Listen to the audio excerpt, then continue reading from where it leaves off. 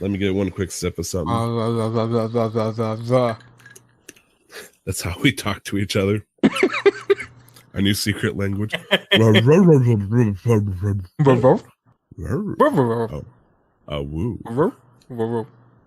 Sorry, I said a vulgar word there.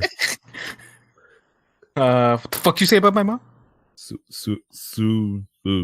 Oh. That's how we just talk for the whole fucking episode. Okay. One of the lights in my room went off and it's throwing me off because everything is so bright now. Sorry to hear that. Yeah. Why don't you take a vape with me, Nick? Don't do it. Nick, no. You have so much rent to live for. You know what this is? This is American landlords that don't care. They have very, very old fire alarms or smoke alarms. I don't know what you're talking about. Okay. So how closed is your door right now, Nick? Pretty closed. Yeah. I'm so sorry about that shit, man. No, it's okay. Shit like that happens. Still, every time I see Eric, I apologize now. That's like losing a leg to me. Well, I like mean, now that. I just stand in the kitchen and I just open up the window because I don't want to go out because it's hot, and I just blow out the fucking window in the kitchen. Oh my gosh. I still like the idea of the bathroom where it's like upstairs, like, does it smell like donuts? Are they cooking donuts on there? Because the ventilation just pushes them through or some shit. All right. I feel like you would have to take your favorite vape rig and have a camera, or sorry, not a camera, a candle. That way, if they knock, you just immediately light it, and you're like, yeah, we're just lighting candles in here. Sorry about that. Oh, anyways, yeah, all right. I'm going to T-pose to get ready. Can you force Ladies and gentlemen, fuck. Now I have to psych myself up all over again. YMCAA. You did the C before the M, I think. Yeah, I did. Okay. Young Cucks Master Association. Young Casual Master Association. Okay, sure. Yes, I'll work with you. Oh, I thought that's how I could have started. Oh, Vietnam!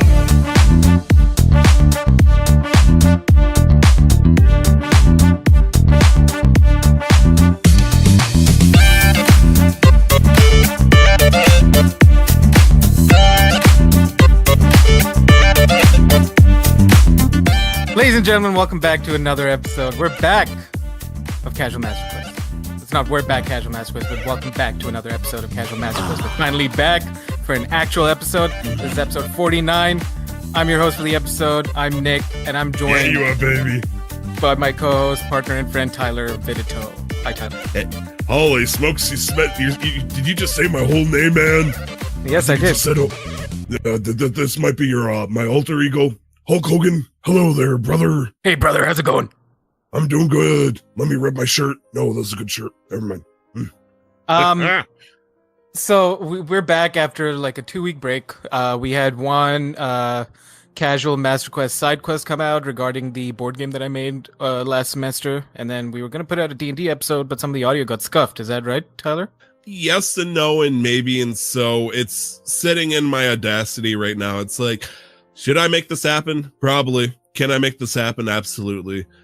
Is this going to detract from the time I spend on a certain RuneScape game? Yes. So it's really hard to weigh the decisions. I do have it though.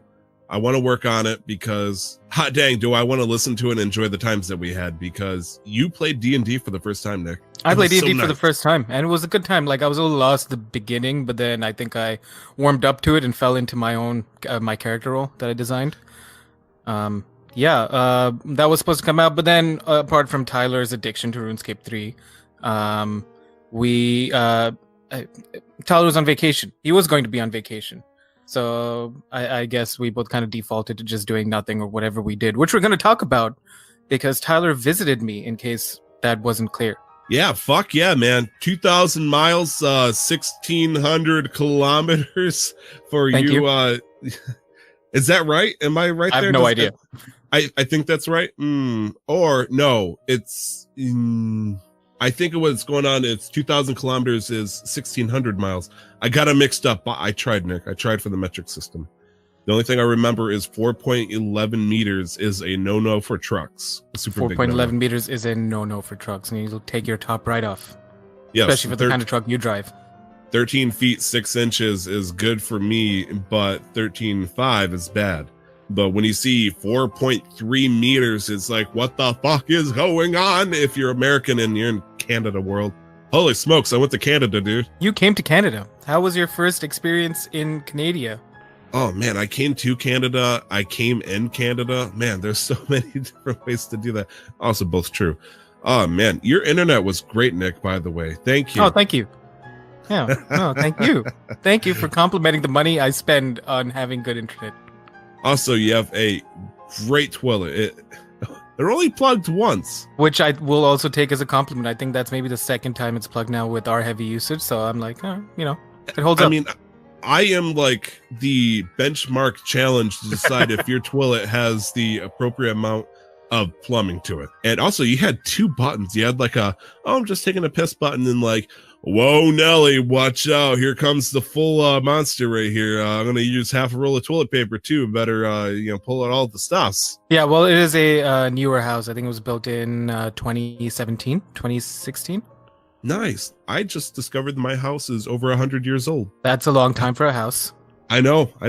We had to do a consensus. Oh, I think that's what you call it. Mm-hmm. Where it's basically the Czech population and all that stuff usually, but they'll ask things like about your house and whatnot. And yeah, my house is over a century. I am standing in history. Well, I'm shitting in it. I'm actually sitting and also shitting. Yes, sitting and shitting. My 2 favorite things to do. Usually together, likely together, sometimes not always. Sometimes I get acrobatic, man. I hover a little bit for a nice medium task. But if I can put one leg on top of the shower rod and just aim just right, it's so satisfying, man. Plus, you get your stretches in for the day. Yeah, and sometimes you just have to practice your aim outside of video games. Ah, man, my aim is terrible. But on the plus side, with all the practice I've done, I can tell you without any doubt, I am wonderful at the shotgun. Nice. So, Canada. Segue right into Canada. Yeah, speaking of while shitting positions, we went to a Korean restaurant the first fucking night I came there. Well, funnily enough, I just never, because it doesn't bother me, but I think the distinction here, which is quite common in Vancouver, it is a Japanese restaurant run by Koreans, which you'll find in like more budget sushi places. It'll be a mostly Japanese menu run by Koreans with a few Korean items. Now, this brings an interesting question for me because we have a very popular local Chinese buffet restaurant that is called the Great Wall. Now, the big question is, how likely is it that they're mostly Chinese, despite it saying, Chinese food? Quite likely. That distinction I found really only over here. So my knowledge or exposure to it is very limited, but you will have Koreans mostly running either Japanese or Korean restaurants, and Chinese usually do either dim sum places or fast food places or buffets. So it's highly likely they're mostly Chinese. Okay, that's fair. I'm just curious. What you say? You always say it's okay to ask questions if it's based off of ignorance and you want to know more. Well, if you want to know more, like I mean, to realistically speak about that very briefly, I think far too many people ask questions without any malicious intent, and they might come off as offensive questions, or maybe they're trying to be rude, but people just don't know. And so I think people just shit on other people asking a question way too quickly without wondering what's the intent behind that question. Exactly. It's kind of like over at the Great Wall Buffet. Why is there a super lack of wild or feral cats in the area? I don't understand. It's very confusing, Nik. All right. So we had some Japanese food run by Koreans, made by Koreans, and we also had some bubble tea, which you've discovered for the first time, I believe. Very first time. Yes. Nik had to explain to me here that pearls are the little bubble things that you think of when it's in tapioca pudding. Yeah. So they're made out of tapioca. Bubble tea, I think, is the more westernized name. Otherwise, it's usually known as boba. Otherwise, so it's just really any kinds of tea: green tea, herbal tea, milk teas, sometimes slushies, smoothies, with tapioca pearls and a bunch of other toppings that most bubble tea places would have. I just had a big brain moment here, Nik. Yeah. A type of cheese is feta. Yeah. Boba, feta. Bubble cheese. Boba feta. Never speak of this ever again. So I'm sick. I can't make the wildest correlations, but I feel like I just unlocked like a hidden memory. Like this is the 14th memory of Breath of the Wild where he discovers that a Star Wars character was linked to a tapioca and a type of cheese. How was your first time with bubble tea, Tyler? Oh, I thought you were going to say with Boba Fett. Well, there's a lot of good Star Wars games I got to watch with him and Django. With bubble tea, man, milk tea with bubbles in it. It was a very weird experience because you handed me a sealed cup because they seal it right there in the spot to keep the freshness in, just in case you wanted to take it somewhere. And then you handed me what I can only describe as a American-sized straw. Now, not like your McDonald's, sticking to the cup straw. You handed me a, whoa, mama, if I use this on my screwdriver mix, I'm going to get drunk hella fast. Yeah, right. This it was is like a big-ass straw. Big straw. Yeah. Like thick as in it had a large diameter. Yes. And the concept that you drink milk tea, and while you're drinking it, these little tapioca poppers, whatever you want to call them, come up through the straw, and you get to chew on them like a temporary form of delicious bubble gum, if you want to call it like that. It was such an amazing idea, being able to eat and drink at the same time. It's like they never discovered that before, milkshake slushies, but it was bubbles. It was nice. I ate bubbles, Nick. Yeah, you did. I used to do that in kindergarten, but the teachers told me stop. That's way too much dishwashing fluid that you're not supposed to drink. And now I'm able to legitimately eat bubbles now. Yeah, and not die in the process. Yes. I mean, dishwasher fluid isn't that bad. I mean, nowadays you got maybe a Tide Pod bubble or something like that. Sure. Yeah. Do you think you can make bubbles using a Tide Pod solution with water? I think so. I think it just dissolves right in the water. It's interesting here because there was a timeline divergence right there to where you could have said moving on, or you're like, I'm going to humor this motherfucker. And the timeline just split. You just went to humor. Thank you. You denied me the first two times with moving on, with shitting and eating cats, but you humored the bubble question. Thank you. Yeah, well, because Tide Pods are more memific or like current generation memes, and so I would do anything to humor memes out of this last year or so. Absolutely. And speaking of something, technically, no, that would be a spoiler, wouldn't it? Shit. I can't go that far, can I, Nick? Not really. No, not really. No, okay, no. Now you're making it worse. Stop, Tyler. So I was setting up a segue, and then you've effectively made it worse. I lowered my foot towards a bouncing Betty, and I was like, that's a bouncing Betty right there. That's a goddamn landmine. I can't step on that. Oh, by the way, guys, we went to see Avengers Endgame. We won't talk about it, but we're not going to be talking about it whatsoever. So the first night Tyler arrived, we got some food. We got some Japanese Korean food. Got some bubble tea. Went to the house, rested up, and the next day we went out, and I got us tickets for Endgame. None of us had been spoiled at that point, so it was a successful outing. But I got us tickets to a VIP section of the theater, and there are these really nice big ass. Yes.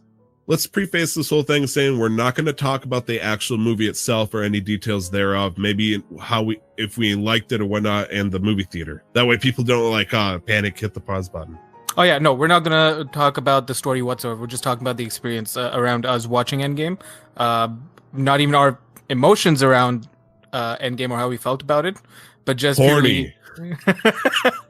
Just the theater, and then just really what we did that day. And so this the VIP section for this theater that's close by.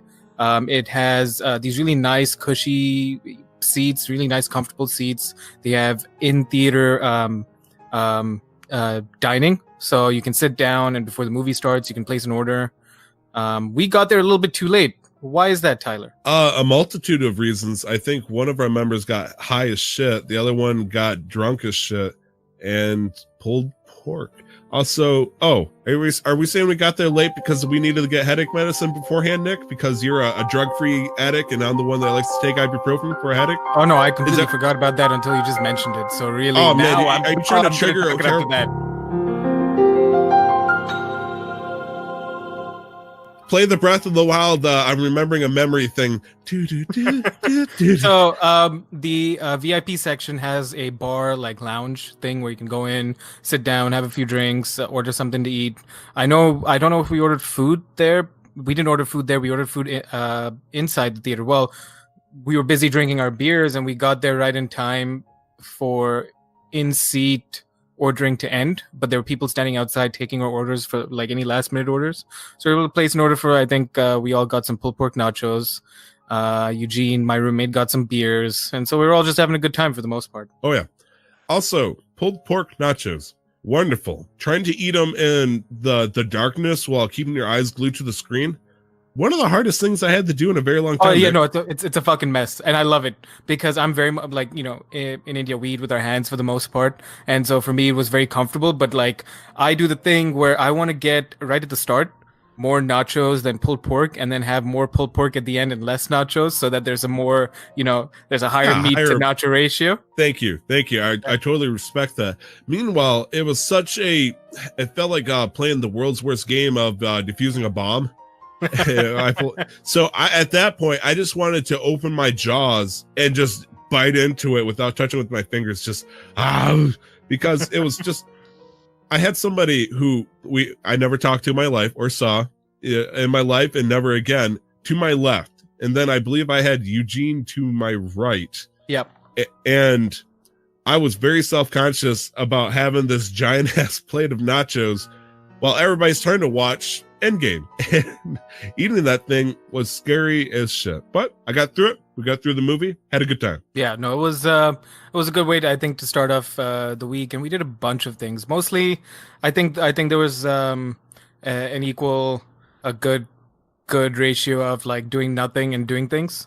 For me, I like to play the host, and so my concern was not whether I wanted people to be comfortable. I wanted you to have a good time, but also it's your first time in Canada, and I'd done that tour guide thing before, and so you actually had to slow me down once, like, can we just do nothing? I'm like, all right, yeah, cool, my bad. Like, I just wanted to show you around. Well, to put it in perspective, Nick, I would say during my free time, and this is my personal choice, 80 of the 90% of the time I like to spend it inside my house. Right. Because I am doing so much traveling and sitting around and whatnot that free time to me means to just sit down in my own, safe haven and just relax. Right. And so when I went to Canada, I obviously wanted to explore. I wanted to do a lot of shit. Like, for example, try to find checks. Nick, also, fuck you for finding checks. After I left, ladies and gentlemen, Canada has a huge issue right now, and that is the fact that they have little to none of checks or checks mix. And that was absolutely a no-go. If that's our biggest issue, then I'm glad to be in Canada. Okay. I would like to say the biggest issue so far is the price of your gas. That is a... Well, it's even worse than Ontario. Yeah, no, it's even worse than Ontario, yeah. Also, just as bad. I did the translation and I realized I told you like $6 or something like that. But that was also in Canada dollars, so it's more around like $5 and change. So like, yeah, which is why I love filling up right before I cross the border back into Canada if I'd go down to visit my cousin. Holy shit, I can't blame you. Like after all the conversions, all that stuff, you were paying like $5.20 a gallon. Which, that is the highest I've ever seen it in my life. Right now, which a couple of summers ago, and it was like $4.20, and people were like ready to murder over that. So the fact that you were paying under normal circumstances $1 above that was just horrible, dude. Well, for me, it's not so bad for me, and like I dislike it, but also my car doesn't take a lot. It really doesn't. So like I drove a lot when you were here, and so after you left, I think I've only filled up once since. And that was a week ago now, almost a week ago. Right. So in general, like except for that week, or when I'm doing things or people are here, I really don't drive that much, and I don't have to fill up my tank that often. And it's also considerably cheaper when I do, because I have a small car. So I can't imagine what it's like for somebody who has a truck or a much bigger car, or like a fancy car, like a muscle car that takes up all this gas. Yeah. I mean, at that point, you have to be filthy rich. That traveling is a luxury unless you have a very gas conscious car there. Yeah. It was crazy. After that, Nick, we went to a little island Mm-hmm. which is not really an island, but they called it an island. Yeah, and I couldn't tell you why. It's called Granville Island. It's right south of downtown Vancouver. It is a beautiful place. Hipster haven. Pretty much. Yeah. I mean, there's a lot more to it than that term, but it is a special haven away in full view of Vancouver that has a lot of culture and stuff that people like myself would love. Yeah, because and there was there used to be an art school there, right? So that's part of that why. does not help my claim at all then. Yeah, no, that's part of why it is very much hipster haven, but it is a beautiful place. There's a public market. There's a bunch of artisanal shops. There's a bunch of restaurants. Most of the restaurants are very high end, but there is a food court in the public market that is quite affordable. I love the public market more than anything of that place. Even if I don't buy anything, just walking around, seeing hundreds of fruit, vegetable, cheese, donuts, sandwich stalls, dessert places, teas, coffees, international foods. It's I just love walking around there. Nick, if you took me through that market while I have not eaten that day, I would be broke. I would be broke and locked down in a bathroom 30 minutes later. Yeah, no, that place it can be overwhelming if you're not used to crowds like that. But then it breaks away, and there's a little place where you can go out and sit on the just by the water, where they have the I think the sea bus or the aqua taxi, where you can take it across from Granville Island into downtown Vancouver. And we sat down there, and there was a busker, a guy. I can't remember his name. I think you can, if you do. I have his card somewhere. Absolutely not. I can't remember his name. I remember his first name was interesting to me because it was I feel like it was a noun or a verb, maybe in Spanish, but it just, no, I can't remember, Nick. Yeah. It's heartbreaking. I do have his business card somewhere, but there was a busker performing. He was playing off his album, and it was nice. We were out. The weather was good. It was a little sunny, not too hot. And then there was a man playing his guitar, singing quite beautifully, and it was just a good day. He had a very nice dulcet tones, and he was singing very South American centric type music, and it was such a cultural, I wouldn't say a shock, just it was so alluring to the point that I looked at Nick and it's like, I want to sit down and listen to this guy. And we got right in front of him on this bench, and I just sat there like I fell in love with this man, Nick. Not, love, but no, I know. Passionate. Oh my gosh, get the Trojan. No, he had such good music. He had put a lot of soul into it, and I wanted to give him all the Canadian money that I had, which was a loonie that you gave me to tell me to keep. I never got a loonie back, Nick. I didn't get to bring one back. It was so sad, but that guy deserved it. He deserved every single penny. Plus, we got some sake there. Oh yeah, I forgot about the sake. I still have an open mind. Oh man, I'm glad for you because I drank that. I think within the first night. I know, maybe second night. I think. Yeah, it's like I find new things at Granville Island every time. I don't go there often just because it is a little bit of a trek for me to get to it. But I find new things all the time, and we stopped by. I think one of the first things we saw was this artisanal BC sake brewery. And they make all the sakes that they offer right there in that store. And they have a few selections that is made using BC rice.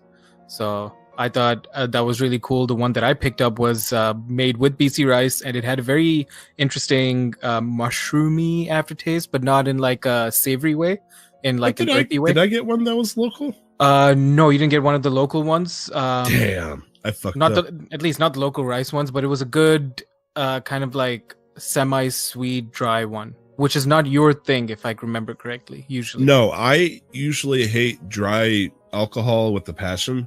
I need it sweet. I need it as wet as it gets. Right. It's just dry, just kills me. But the type of sake, I think it's called Nama.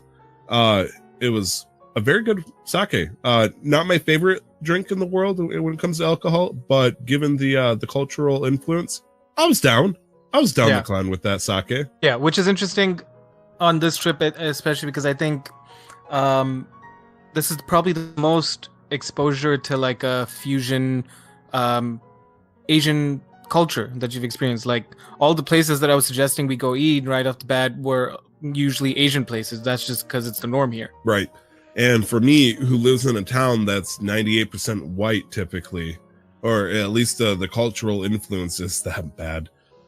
Going to Vancouver, where there was a very heavy accent of Asians, it boggled me, Nick. Yeah. I mean, you and I talked about it, and it's like, holy crap. At first I thought I was going to get like yellow fever and all that stuff. And I know that's terrible to say, but then as I told you later, it's like, these are people just doing normal things. This is just diversity happening. And it fucked with me. It didn't scare me. It was just like, holy shit, this can work, Nick. Also, I was on the West Coast instead of, 2,000 miles away. So I guess it makes more sense that, international people were coming abroad, especially the Vancouver of all places. Right. Which is why, I said, if you have any questions or in general to people who are new to a culture like Vancouver, or at least such a mixed culture like Vancouver, like just ask questions. Maybe find one or two people that you can ask, and then just ask and say, I just want to understand, or I just really want to know why this happens. Which is so I'm just glad that there was it makes sense why there was culture shock, and then there was also some learning experience out of all of this. Absolutely. I came to appreciate it a lot by the end of it. And speaking of drinking culturally, you and your roommate, Mr. Eugene, decided to have me try something called a pepper vodka. Yeah, no, fuck that. I fucking hate pepper. I don't like vodka. We've had that sitting there forever. And I believe it was I took a sip on day 1, and by day 2, I showed up with tomato juice. I announced, give me a liquor you guys know that you will never drink. Give me the worst one you guys don't like. That way I can drink it. And you guys looked at each other like knowingly you're going to give me some terrible poison. And I'm like, oh God, what the hell are they going to give me? And you give me vodka. I'm like, okay. And they're like, but there's pepper in it. And I'm like, okay. To me, it's like, I got A, vodka, B, pepper. I'm missing component C, tomato juice. And it's like, I see nothing wrong here. And fucking drank that shit like it was candy. And so you said that vodka actually came straight from the motherland? Yeah, either Russia or Ukraine. Eugene bought it back with him on one of when he went home for the summer. I think it was 2 years ago now. I didn't like it. He didn't like it. I have my own issues with vodka, and also I don't like pepper. It just wasn't his thing. It's not bad alcohol by any means. It's fucking fantastic. It's very good quality alcohol. We just didn't like it. So we're just happy that somebody finally did enjoy it. Oh man, yeah, that was definitely my calling. Maybe not my favorite drink I had there, because over at Granville Island we actually departed with a couple of drinks. I got to get some local sparkling wine, as well as some kind of ale, I believe. Yes. It was a raspberry ale, I think. Yes, it sounds right, and it tasted pretty damn good, man. Yeah, no, Vancouver is a hub for microbreweries and craft beer, so you'll find stuff like that. And I like my weedy, lighter beers, fruity beers, and I really enjoyed that. I really did. You enjoyed it a whole lot more than I did. Yes, okay, I get it. We both had a 4-pack, and I might have drank 5 cans. Okay, I'm sorry. 6. 6. Shit, I goofed. It was good. Okay. No, I wasn't complaining. I was just like, okay, I guess we're out of beer already. I guess we're out of beer because the fucking orc lord over here keeps drinking our fucking shit. He opens our mouth and we just pop the barrel and everything disappears. So staying on the topic of food and drinks before we get on to some of the other things that we did, one of the things that I had the great pleasure of showing you, and one of the things that you enjoyed, was ramen. Yes. We went to downtown Vancouver and we got to go to a legit ramen shop. Like proper, like actual, like Naruto fish cake ramen. Okay. Okay, neither of us got one of those, but we're talking about like actual ramen, not like out of a pack and then you put in a bowl. And this isn't the 14-cent beef or spicy chicken that I might have had yesterday ramen. No, this was good ramen. It was a place called Hokkaido Sentoka. I believe they have a. I believe you. I believe they have restaurants in Japan. and then they opened up this one here. But there are a bunch of awesome ramen places, and that was the balance between portion and price. And how was your experience with ramen for the first time, Tyler? I'm trying to remember specifically what I had. It was a spicy miso or something like that. Yeah, so it was a spicy miso broth. I think it was called the kara miso. Okay. And you got a combo that came with a side dish of grilled salmon on rice. Nice. Holy shit, I forgot about that. That was so good. Oh man, I wish I would have went there again. Oh man, I was addicted to bubble tea almost to the point of senselessness. But fuck, that ramen was so good. It was weird because A, I don't know how to use chopsticks, and B, I told myself I did, and even though I was holding it in the correct or incorrect posture, I was still trying to eat it with chopsticks for a majority of that. I never really considered like the importance of enjoying the broth as well, like just little simple things like that, where, you know, when you think of ramen, you just think like, oh, noodles. And then, you know, maybe with a expanded galaxy brain thought, oh, toppings on noodles. But the broth was so fucking good too, man. Yep. Holy shit. Also, I made the mistake of eating the egg right there before putting in the ramen. It's like, well, oh, I mean, egg, cool. I wonder what this is. I don't know if it's supposed, like, it's just one of their side dishes. I just felt like I think it would be good if I put it in the broth and just let it sit there. So it's not like I don't think it's a must do kind of thing. And I treated it like a pregame breath mint. Great. Fair enough. But yeah, we got to go to ramen, and there's one more food place that I think we thoroughly enjoyed the experience. I mean, I'm sure Tyler can talk about the price a little bit, and maybe air out some grievances. But I think the overall positive outweighed. It was 100% positive. It was at like 80% until I realized it was my mistake. Also, Nick, you got to understand, I had a Mai Tai during that time, which was their most alcoholic drink, I believe it was called. That's fair. So I was a little frustrated because I made a critical error in my what I thought was proper substitution. But yeah, we went to a Kobe steakhouse. So Kobe Steakhouse here in Vancouver is basically a high-class hibachi teppanyaki place. And basically, it's one of those places where you sit down at a table, like a little thing around a big grill, and the chef will come out and cook all your food right in front of you. Oh, man. Raffi? Yeah. Holy fuck. God bless you, Raffi. Raffi, I know it was just your first time at the grill, but I will sing your name provided I remember it from the top of the highest mountains, which there's a lot around you, actually, so maybe not. But the highest mountain I can find within like 50 feet of my house. So maybe on top of the doghouse or something. But holy crap, Raffi, you fucking made my day that day. Holy crap. We I've never been at a hibachi grill before. Neither have I, and that was a fantastic experience. So basically, how Kobe Steakhouse worked was you pick out one of their set dinners. And the dinner we picked, we got a shrimp appetizer, some vegetables, some scallops, chicken teriyaki, some steak, and some more vegetables, and then ice cream at the end. And it was me, Eugene, Tyler, and my friend Tanish who came along with us.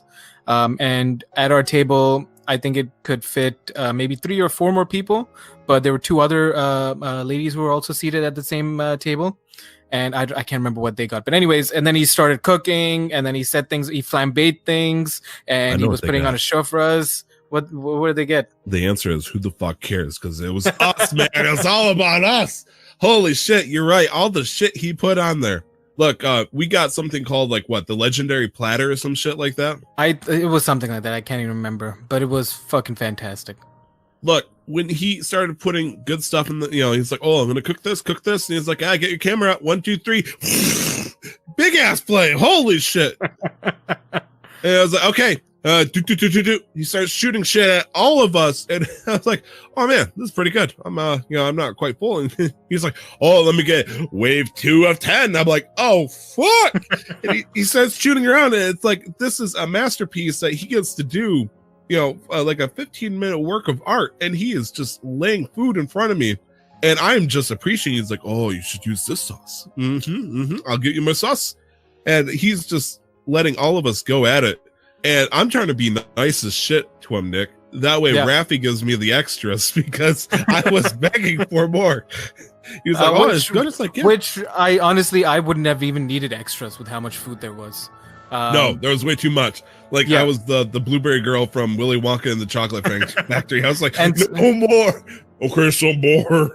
And so all of us, all four of us, got the same thing. Except for one thing, which we'll mention now. One little thing, but all of us got the same thing. So like I said, shrimp, scallops, vegetables, chicken, more vegetables, and then steak. And that was about, let's say, 90 Canadian dollars. So something like 70-ish US. Like which a $70 plate. Yeah, so for the experience and the quality of the food, I think it was worth it as an occasional thing. And then look, I'd do it every day if I had the chance, man. Well, I guess anybody would. Kobe's Steakhouse offers, there can be a few things said about the expense of how expensive food is in Vancouver, and I think just it's the lifestyle itself. But Kobe's Steakhouse offers an upgrade option to any of their steaks or any of their dinner sets.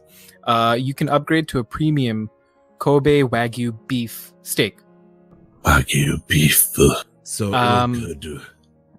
And Tyler, being on vacation, chose to go with that option. He got the smaller of the ones, right? Can I have a little story time here? All floor's all yours. So imagine me, 9th grade, gym class. I was sitting there, I haven't gotten into my swimming team yet, a little chubby. So me and two other people. One of them is one of my closest friends, Nick Truex. The other person was named as Joe Takuda. I'm sorry, that's a generic name. I figured nobody's going to be able to find Joe because I can't. So we talk about many things, the three of us, during this gym class because we got 10 minutes beforehand. And during one of the times I spent with Mr. Takuda was explaining to me that there was a time when he was with his family in Japan that he got to try this legendary steak. And he was explaining to me that there is a place where they take cows and they give them beer every fucking day. They massage these cows. They make these cows have the best fucking, most tenderized life that they could possibly have. And then they turn them into fucking steaks.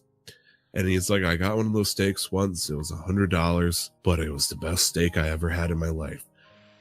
That was me in 9th grade. Fast forward 10, 15 years later, and I see the fucking name of Wagyu beef at this Kobe Steakhouse in Vancouver, British Columbia, Canada. Holy shit, Nick. There is a lot of things on my bucket list that I didn't think I was ever going to achieve by going to your local Genji's or any kind of restaurant around here. But I saw that and I realized that my wife was going to hate my account balance because I was going to give anything to try this fucking steak. Nick, I got that fucking steak. You got that steak while it was small because of the portion sizes of everything else. The marbling on that fucking steak looks so good. Holy shit. I could chisel a fucking statue out of that marble. That's how good it was. I know that doesn't make sense, but humor me. It makes sense. Julius Caesar could be seen in that steak with how chiseled that marble was in that fucking steak. It was beautiful. Like I feel like that piece of steak got cut off by fucking Gordon Ramsay himself. Now the only drawback to all of that was that it added an additional $80 to your bill.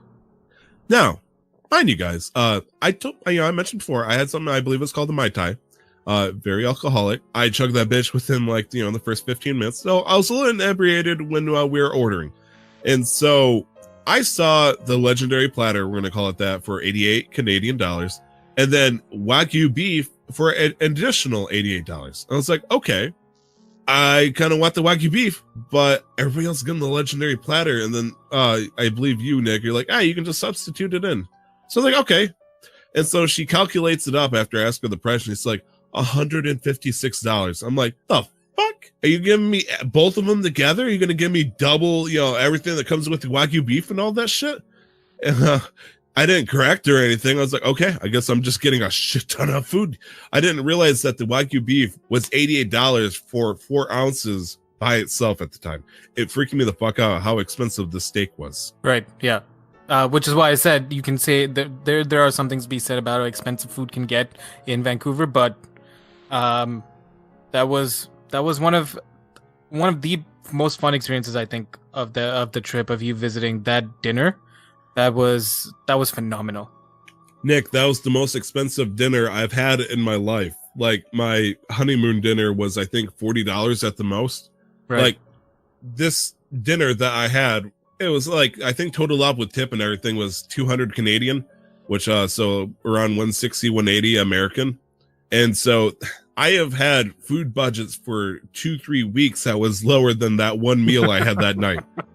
Holy fucking shit, was that the guy was going to tell me, oh, it's going to taste like butter in your mouth and stuff like that. It's like, I don't want it to taste like butter. I want it to taste like, Julius Caesar's chin in my mouth.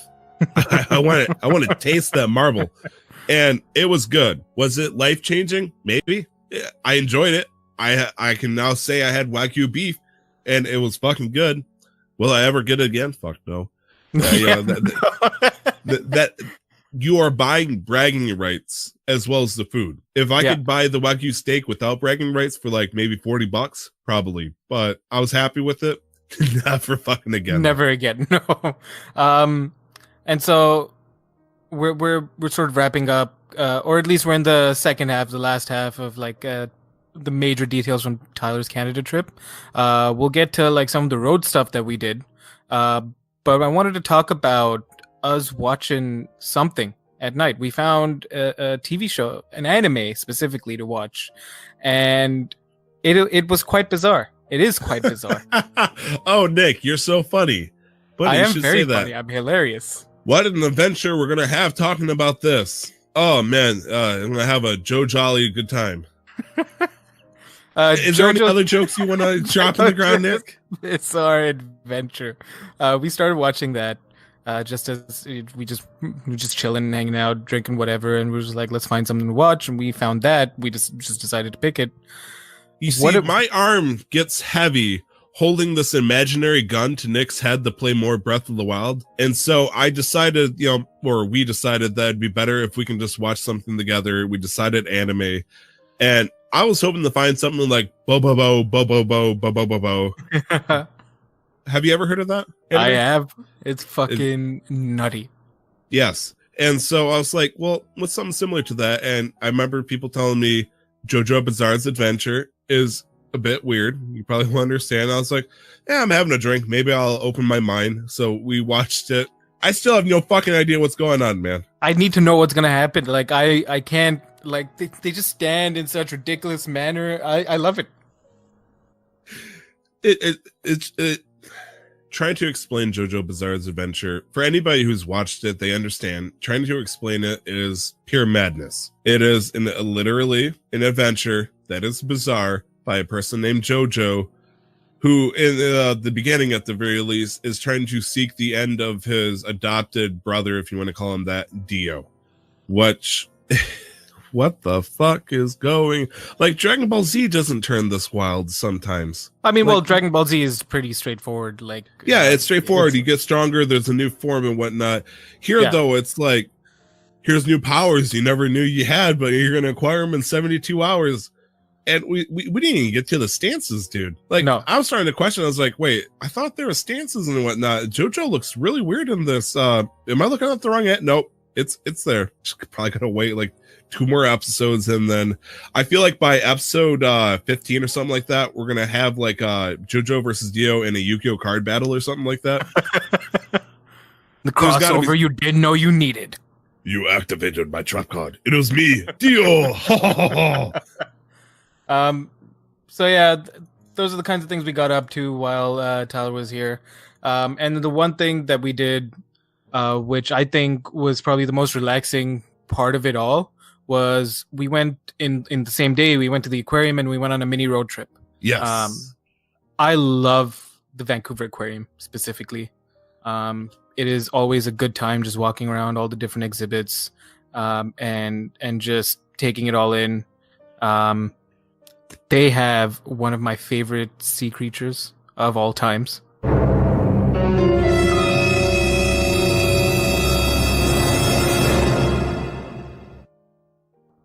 Sea otters.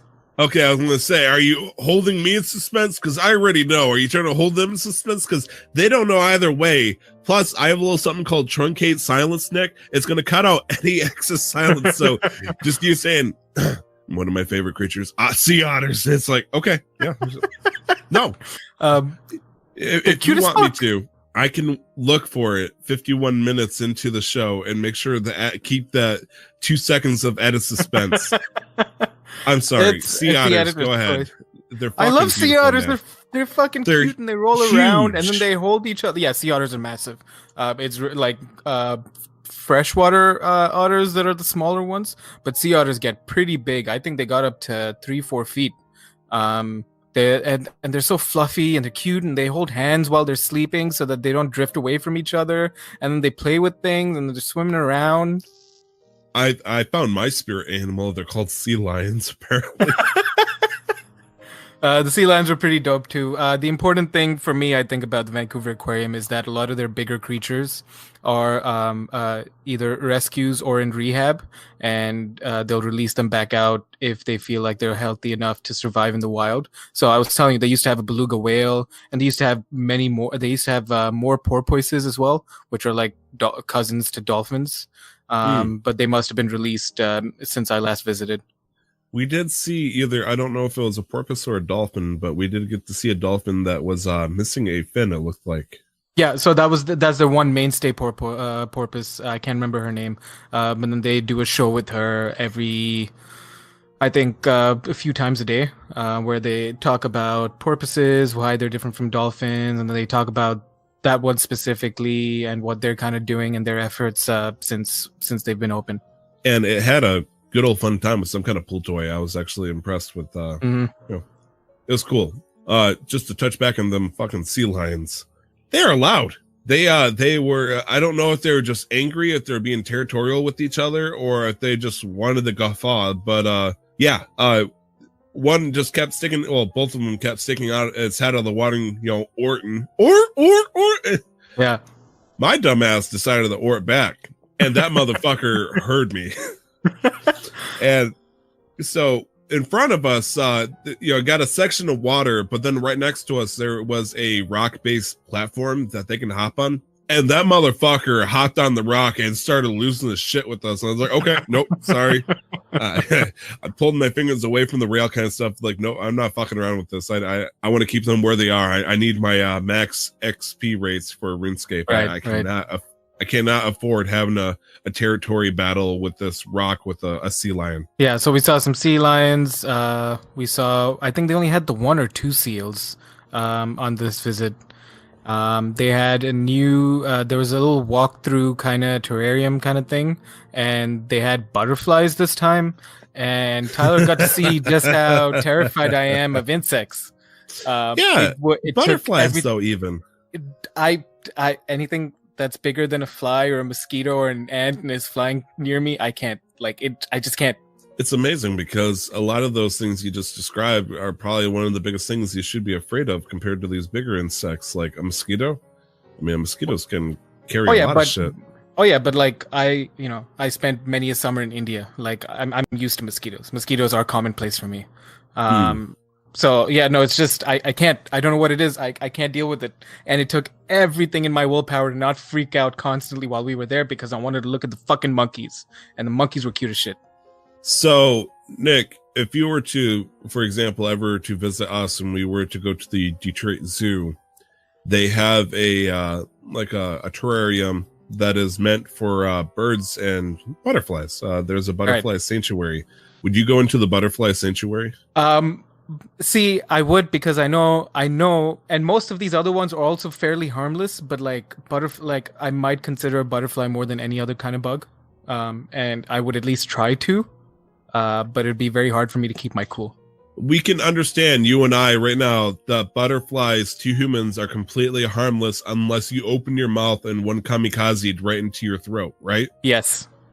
And even then, I don't think it would kill you. It would just make you sick at most. Yes. And you're still afraid of them. 100%.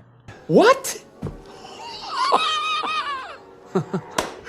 What an idiot!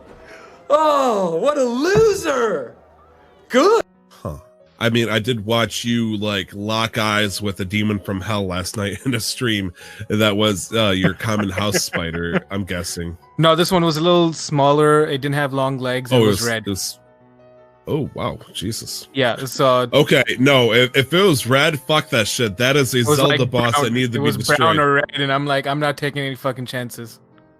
I don't know what the fuck you guys have over in British Columbia, but we don't have any Black Widows or Recluses. I know that much. Well, good for fucking you.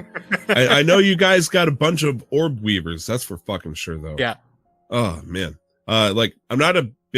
I'm not terrified of web spiders typically, because if they're in their web and I don't go near the web, nothing to worry about. And most Agreed. of the time, they're not the kind to come down and try to land on you because they're not fucking stupid. They got their trap. They're waiting for their food. There they go. Hunter type spiders, on the other hand, scared the fucking shit out of me, like wolf spiders. That shit I can't have, because those are the kind that like to travel around your house versus just having a web. They will look for food versus waiting for food to come to them. And I know I'm not on the fucking menu, but by God, if they try to think, like, oh, maybe could that fat motherfucker be an appetizer? The day that happens, I'm burning shit, man. I'm burning shit. I keep a lighter on me for a reason. I think that's fair. But moving on from bugs, aquariums, spiders, that same day, so morning was the aquarium, and then that same day we drove up into the mountains. We drove up, I think it was something like 80, 90 miles. Here I'm doing the thing for you too. 134 kilometers. Sure. Okay, that's exactly what we did, which is 83 miles. What? I was trying to be nice to you too. I know how far I drove. We were holding hands, the bullshit and the metric system hand in hand. We drove up.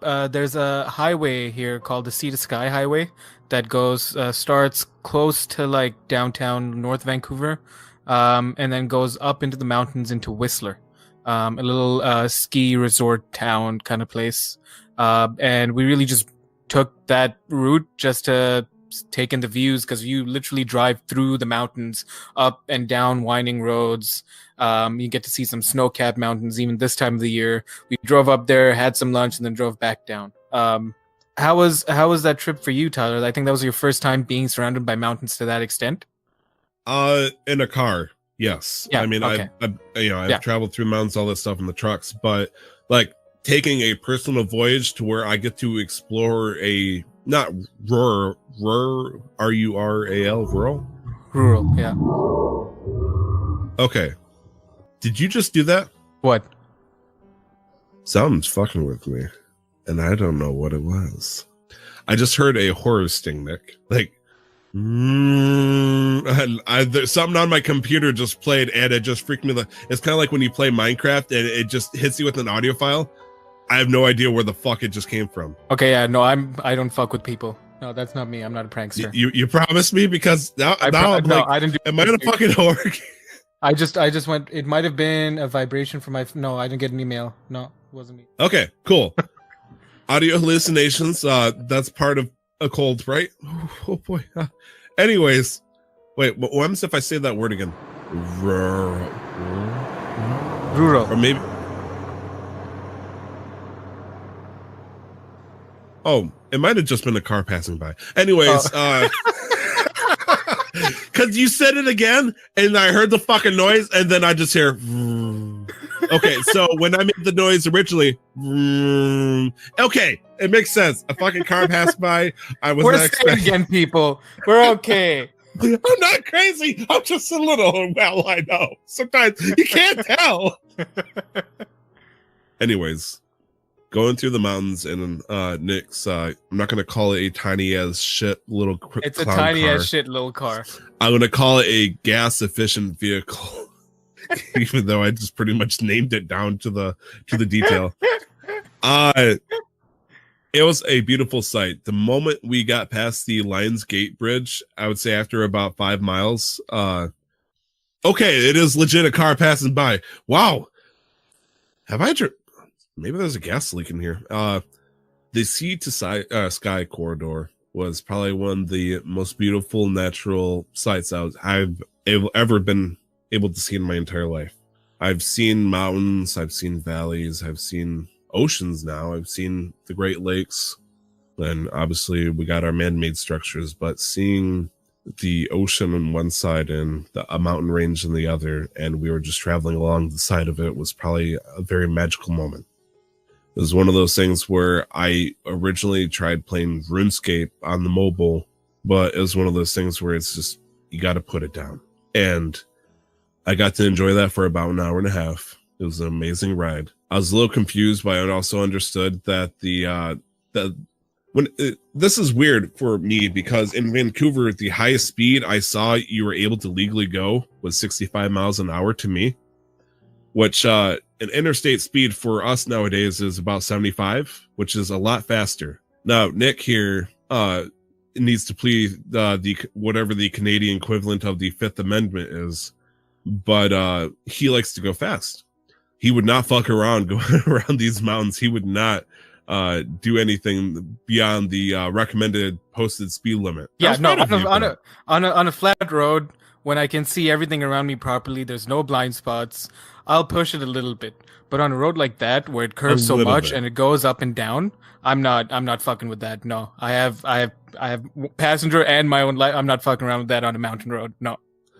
And it was just weird doing 45, 55 miles an hour around, going through the mountains for an hour and a half. And it was just a thrilling experience. We went beyond the point where 80% of Canadians don't live there anymore. Like, I love this fact where 80% of Canadians live within 100 kilometers of the Canadian-U.S. border. Once we hit past like 60 miles or something, and then beyond that, it's like... It might as well be the Yukon at that point. They just, pretty much stretched in early or some shit. But yeah, by the time we got out there, traveling got pretty scarce. There was still plenty of cars and traffic, especially since that was like the only main highway out there. But we saw some fucking nature, man, and the way the mountains developed in that region was fucking great, man. Yeah, no, I love it. I'm more of a mountain person than a beach or a sea person, and I that was the first time I was making that drive too myself, at least that far. We made that drive, and it wasn't me driving. Then it was my dad when I first got to Vancouver, and before classes started, we were being touristy, and so we did go up to Whistler, and this was the first time I drove that far on my own, and it is a fantastic drive. I was impressed. I was surprised you wouldn't let me drive. Why is that? Surprise for you in what way? Well, actually, let's get this out of the way, Nik. Yeah. You wouldn't let me drive once. No, because insurance is fucked here, and I can't take the off chance. Not that you're a bad driver, but if anything were to happen, I'd rather my insurance go up by my hand. So even if you were to get into an accident, and this is the same thing with all my friends. So unless it was an emergency, I don't let anybody drive my car. If you got into an accident while you were driving my car, it would still reflect on me because the car is registered to me. And I'm already paying $4,200 a year for insurance. Okay, fair. That's the only reason. I know. I would have killed the drive. Maybe next time I can just lease a car for a couple of days. That way I can just enjoy driving around myself because, fuck, man.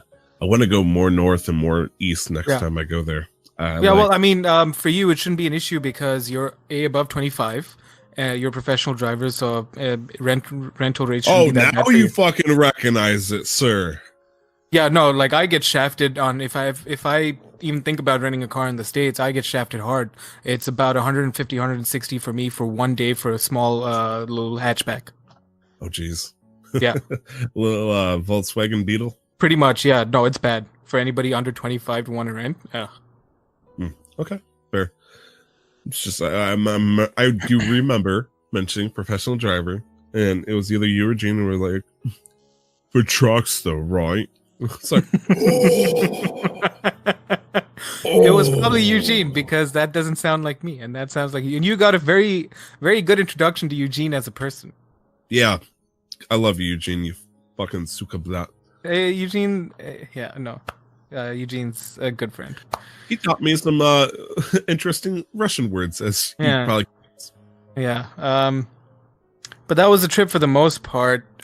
We did go out one night and get completely plastered, and that was a whirlwind of a night. I don't want to go into too much detail about it, just because there's some things that we shouldn't put everything out there. But it was. I totally understand. Yeah. I got drunk publicly for the first time, and I'm pretty sure I won't be doing it again for a very long time due to the worst case scenario in my head actually happening. Besides going to jail. I did not go to jail, thankfully, but we had some crazy shit happen. Fortunately, nobody got hurt. Everybody got home safe. You fucked up your elbow pretty good, man. My elbow still hurts, but he decided to go down 2 flights of stairs and try to elbow drop the floor, and he got the move down, but goddamn, that gotta hurt. Yeah, no, it didn't do any damage to the stairs, but you know, what are you gonna do? So sometimes you just have to go for it and try. Yeah, the stairs no-sold it. It was impressive, man. But you know, Eugene took care of us that night. Everybody got home safe. Nobody was, except for me, nobody was injured. Nobody had anything stolen. It was just one hell of a night, and I'd like to think that we're closer for it now. That is one way of viewing it. That is definitely one way of viewing it. I understand a little bit more of you now, for better and for worse. Yeah. For example, you shared me your little secret on your dog tag that don't know what you're talking about. The ultimate discussion of your name. And it's a secret man, take to your grave. Little Richie Warrior 11. Fuck That's you! Exactly I just said it. Fuck you! I just said it. Okay. Pikachu meme. The Pikachu meme. Okay. Any last things about your trip overall, Tyler? Yeah. Fuck planes. Fuck planes with a goddamn passion. Not for the same reason as you or the same ferocity, but I agree. Fuck planes. Fuck planes. Now, more fuck my personal morbid obesity as well. But there's a couple of problems I had with some of these planes. They're meant to fit as many people as possible in the plane. That's understandable. They want to make the most money. I understand that. I respect that. Companies like getting money. However, they're meant for people who are like ready for the Olympics thin. Okay, maybe even people who are going to the Olympics usually aren't thin. They're pretty muscular, so maybe that's not a great example. Thinner than myself, though. I got my mother's childbirthing hips. They're pretty wide hips. It doesn't help. I'm also fat. We also came to terms with that. So putting me in a seat that is 4 inches close, like they had fucking handles on each side, and those handles are 4 inches closer than what my hips would prefer to be, caused me to fucking bruise my hips and hurt like a motherfucker for 4 hours. And shit like that just drove me batshit crazy. But anytime somebody goes on the plane, they usually got something to complain, you know, baby crying and all that stuff. The nice thing is it gets you to your destination faster. And what's 4 hours of misery that saves you 26 hours to driving in the car? So what the fuck ever. Yeah, it's all bullshit. Fuck planes. Fuck planes. Thank you. Yeah. I am just curious about this. I didn't ask, I forgot to ask. When was the last time you were on a plane before this trip? The last time I was a plane, I was a Boeing 737. And I was beautiful, man. I was fucking beautiful. The way it took off in the sky. Some people think I couldn't. Just a dream. Anyways, the last time I went on an airplane. Sorry, I was just imagining a giant Boeing 737 with my head on it, just taking off and going into the sunset. Anyways, trying to get back a second time to the answering your question. Last time I was on an airplane was probably sometime in 2011. Okay. So it's been 8 years. Yeah, it's been a while. I've gone on an airplane, and yeah, that experience wasn't that bad. Especially considering I within the same month I was on a bus at one point. And buses here are vicious, regardless of whether or not you're fat or not, because they will pack you as tight as you can. Planes do it too, but at least there's some possibility of comfort. But it made me appreciate it back then. But nowadays, no, I'm spoiled. I think next time, like, I may have to consider, getting upgrades to shit, which, is unfortunate, but you pay more money to feel comfortable for a flight for 4 hours. That's what I'm going to go for. Yeah, and I can understand the discomfort of airplanes to a certain extent, purely because every year I do travel at least twice, 14-hour on one plane, on the same plane. It's a 14-hour trip. Jesus Christ. I get restless. It's not about the noise. It's not about I just get very restless. And being in that one spot for so long, I can't. Which is why I didn't go home this past winter. Like, I really wanted to, but I didn't want to deal with traveling because it just takes so much out of you sometimes. Especially like going, like you experienced it with 3 hours. Now imagine if you're not used to it and you have to deal with it. 3 hours when, Nick? The delay? My plane is 4.5. Don't discredit my fucking flight. Okay, I'm not talking about the travel time. I'm talking about the time zone change. The travel time too, but the time zone change is 3 hours. Dealing with. I'm sorry. I take back what I said. You gave it full with credit. 12 hours. I'll check my crediting privileges.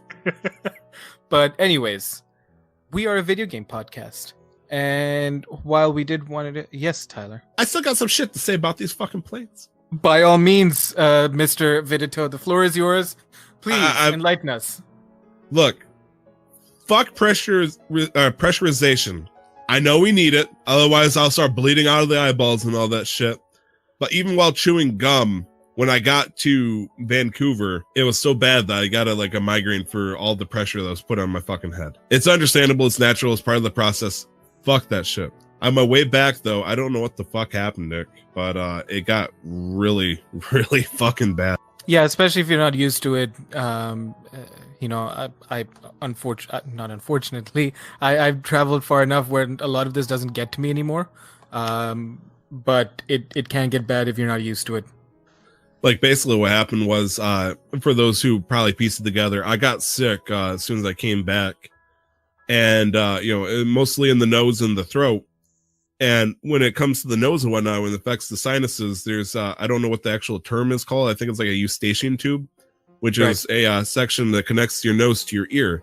So when my ears hurt like 2-3 days after touching down from an air flight, and every time you blow a nose, you're putting pressure on your ears. It's just fucking miserable. Yeah. And also it doesn't help that airplanes are very, very much unhygienic. For the most part, the air is not, it's recirculated, and it is a breeding ground. And so whenever I do travel, either to back home to Dubai or to India, I'm always prepared to get sick. Not from the pressurization in this case, but just because of what I would have been exposed to and the stress from traveling that long. I'm like, all right, so sometime halfway through this trip, I'm going to fall sick for a few days, and it's a guarantee. There's one thing I'd want to give a blessing, though, and that is I did get sick at the very, very, very back end of the vacation, which is, as soon as I got hit with that on Monday, I'm like, fuck it. I'll take it now. Go ahead and hit me with it. Yeah. And the other thing is, didn't need the piss or shit on the airplane. That's all I could ever ask for. I was afraid that I was going to get jet bloat and all that stuff I was telling you about. We ate some weird shit both when I got there and then on my way back. It was all good, man. Thank God. Good. I'm glad. So we good with the plane rant now? So we're a video game podcast, are we? We are a video game podcast, and we just wanted to. This was our great adventure. This is Casual Master Quest Great Adventure. We went on a fucking master quest. Holy shit. We did. And so casually too. Death Saving Bros is an actual play Dungeons & Dragons podcast that'll make you feel like you're at the table with friends as our adventurers bumble their way around. I jump over the railing and tackle Figus. See, Figus, I do remember you. And who the fuck is that? I need your help. With what? The tips. I need the tips, Frosted Figo. To be frosted. New episodes are released every Tuesday on your podcasting app of choice, so join us in the realm of Ralvaria for an epic quest you won't forget. Everybody is to hear the magic that is going to be created right now. The video game talk is going to be light this week, as expected, or as you could probably figure out. But we are going to talk about now. Tyler, what have you played these past 2 weeks? I know you played at least one game. So my wife was hoping that by going to Canada, I would cut down a little bit on my Runescape playing. I'm a fucking enabler. Nik's a fucking enabler. Nik's roommate, Eugene, is a fucking enabler. You see, I do have RuneScape on my phone. That is true. But the amount I can play on it is limited at best. I can't really, I can try, but there's only so much you can do on the phone for, your battery dies and all that stuff. And so what does Nik and his roommate do? But give me the fucking TV in the living room and a goddamn desktop to hook up to it to play RuneScape in my free time on a vacation that took me across the fucking country, out of the country, 3 time zones away, to a location my wife hoped I was going to stop playing RuneScape. And what the fuck did I do? I played fucking more RuneScape. To be fair, you carried it on by playing on your phone. And also we provided the desktop for a completely different reason. You just happen to propagate your RuneScape addiction.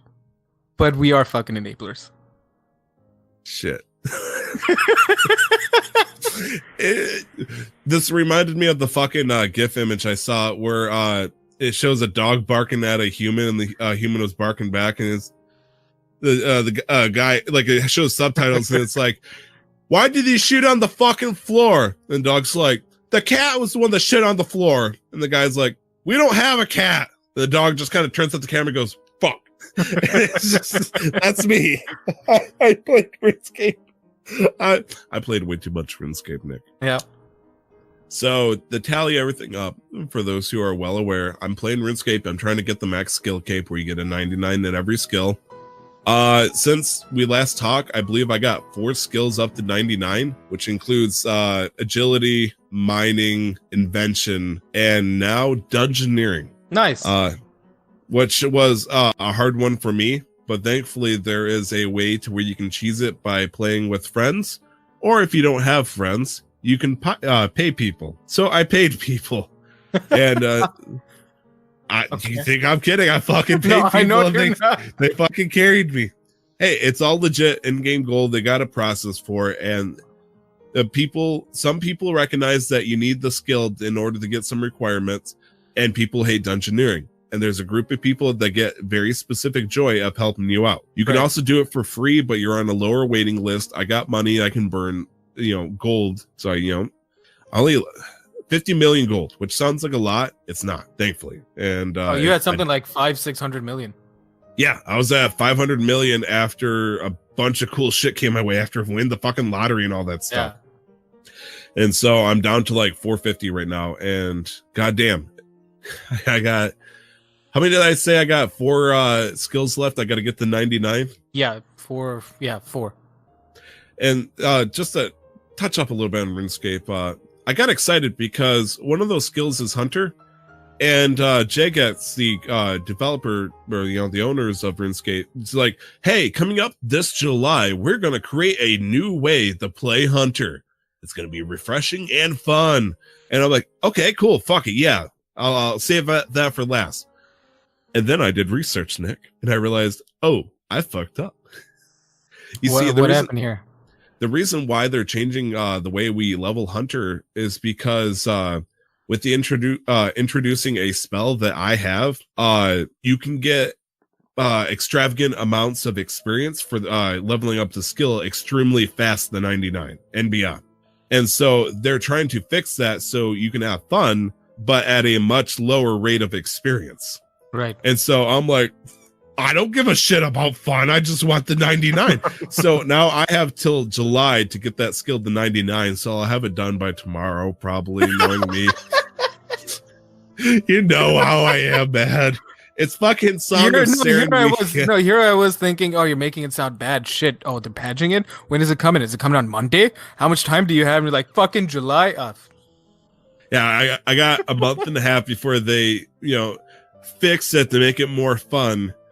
And there's like little things like I gotta do like challenges and stuff just to get into the prime position for it, but it's gonna take 2-3 days at the most just to enter that spot, and then I'm just gonna go fucking wild for probably one day and get 99 that same fucking day. So right. I just gotta make sure they do it before they patch it. Let the fucking noobs have fun. Daddy just wants his cape, okay? Daddy just wants his cape so he can be just like his father-in-law. One day, Dad, I'll be just like you. Oh, right, also, so RuneScape 3. gonna say also I played Breath of the Wild. Yeah. As it turns out, watching Nik play a certain game that he hasn't talked about yet made me want to play a certain game. So coincidentally, I just chose instead to play Breath of the Wild for a little bit. And that game is fun to play, even after you did almost everything. Not everything like Korok Seeds or anything, but you know, the 120 shrines, doing all the DLC and stuff. It's just fucking fun to explore. But I'll talk about that later, as you will, or as will you. And I think the big game I really would like to give some shout outs to is Katana Zero. We talked about getting it last week. Nik's given that shit face. I love Katana Zero. I played maybe like 15 minutes, 30 minutes of it, but I love it. And like I remember mentioning it to Nik, saying, "Hey, you should probably try Katana Zero. It's a fucking great game." And you're like, I got 3 other games, kid. Let daddy have his drugs. I'll try it later. Go play outside." And then, since I was right in front of him, I had him fucking try Katana Zero. And then, I played it too, and it's a fucking great ass game. What was the developer or the publisher? Devolver, I believe it was called. Devolver Digital is the publisher, yeah. And holy shit, that is a game, Nik. Everybody that has heard about it has played it, and they're enjoying the shit out of it. I have people recommending it to me, even though I already have it. And, I totally respect that. It's like, man, it's a fucking good-ass game. And for those who don't know, Katana Zero is, what would you call it, a roguelike, I guess? No, Katana Zero would not be a roguelike. Because a roguelike would entail that you have, like, you crawl a dungeon, you have items, spell, whatever, like, you upgrade as you go. Katana Zero, you have a fixed set of abilities, and it's around navigating each stage, so it's more of a platformer action. Okay. For those who have no idea what Katana Zero looks like, imagine a hi-fi 8-bit era or a 16-bit era. Like, it has the retro feel to it. But the animation, all that stuff is obviously like way fucking out there, man. Yeah. And you're essentially a katana wielding motherfucker who can slow down time and all that stuff. And your goal is to get through each floor, chopping up and blowing past people. And you got to do it all without getting hit once and do it in one go to continue. Otherwise, you got to start and do the whole floor. And later on, it gets harder and harder. Nik did not get to see the kind times where I had to fucking grit my teeth, because there was a couple of good moments like, God damn, this is fucking hard. But once you get through, it's so rewarding. But more importantly, I think I'm okay with the combat. It's the fucking story that gets me like crazy hard.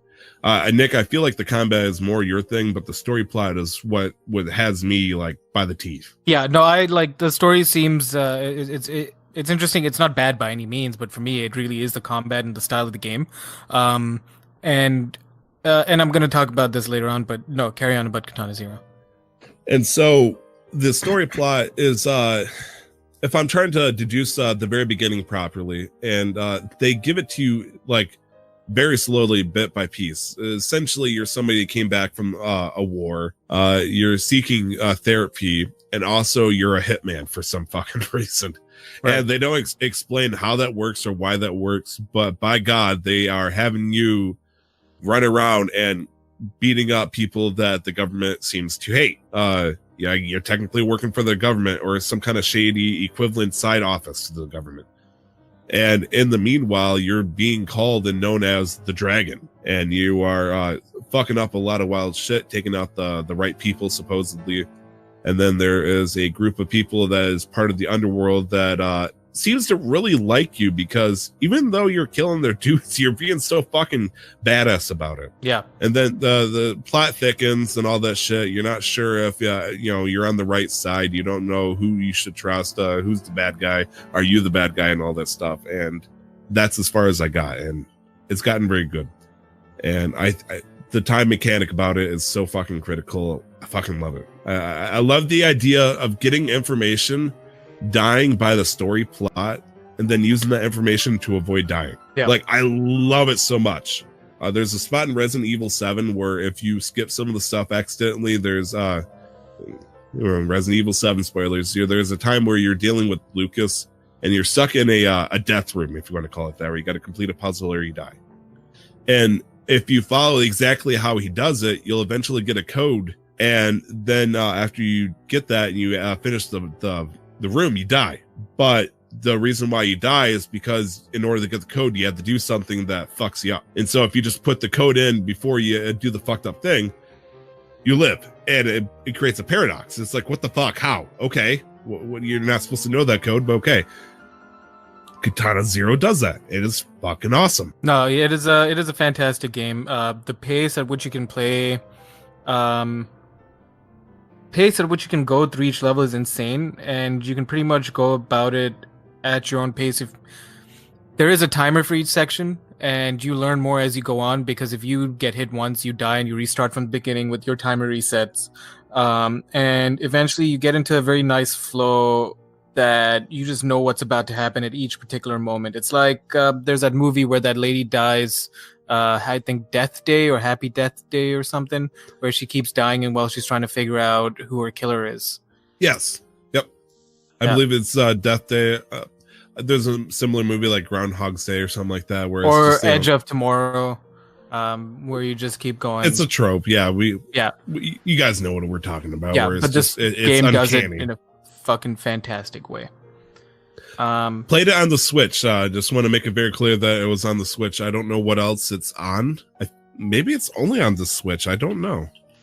Switch. It's Switch, PC, and Mac OS. Okay. So you can get it on Steam if you want to, but playing it on the Switch was optimal. And if it was anything like me, like for example, Battle Chef Brigade, I loved it on the PC, but I kept getting burnt out. But I played it and beat it like instantly on Switch in one go. So highly recommend getting it for the Switch. Yeah, no, I would agree. I'm about to start my playthrough of Katana Zero as well. Awesome. But Nick. Yes. My metaphorical gun did not go unnoticed during my trip with you. You played a lot of a certain game that I maybe coerced you into playing more of. I don't know. It's Tyler, you don't give me enough credit. I had to sink into the game on my own. You couldn't force me into it. And I eventually did it. Now I can't stop playing it. And so fuck you. I just feel like you lacked the initiative to enjoy your Switch. There was Nick. it was okay, I see what you did there, but it's not. I have to fall into a game on my own, otherwise it's never gonna happen. That's why it took me so long to finally play through The Witcher 3. Even though I had it for a while, I just didn't bother until something clicked and it just sucked me in. And what clicked was me Spartan kicking you into Breath of the Wild. Well, I mean, I was already pretty far ahead. No, actually, I wasn't. I think I got all the beasts. I did quite a lot while you were here. How many beasts did you end up doing when you were with me? I think only the one. Yeah. Yeah, only the one. You only had the one from Rudania or something like that. Whatever the sure, lizard the fire one. Yeah. Yeah.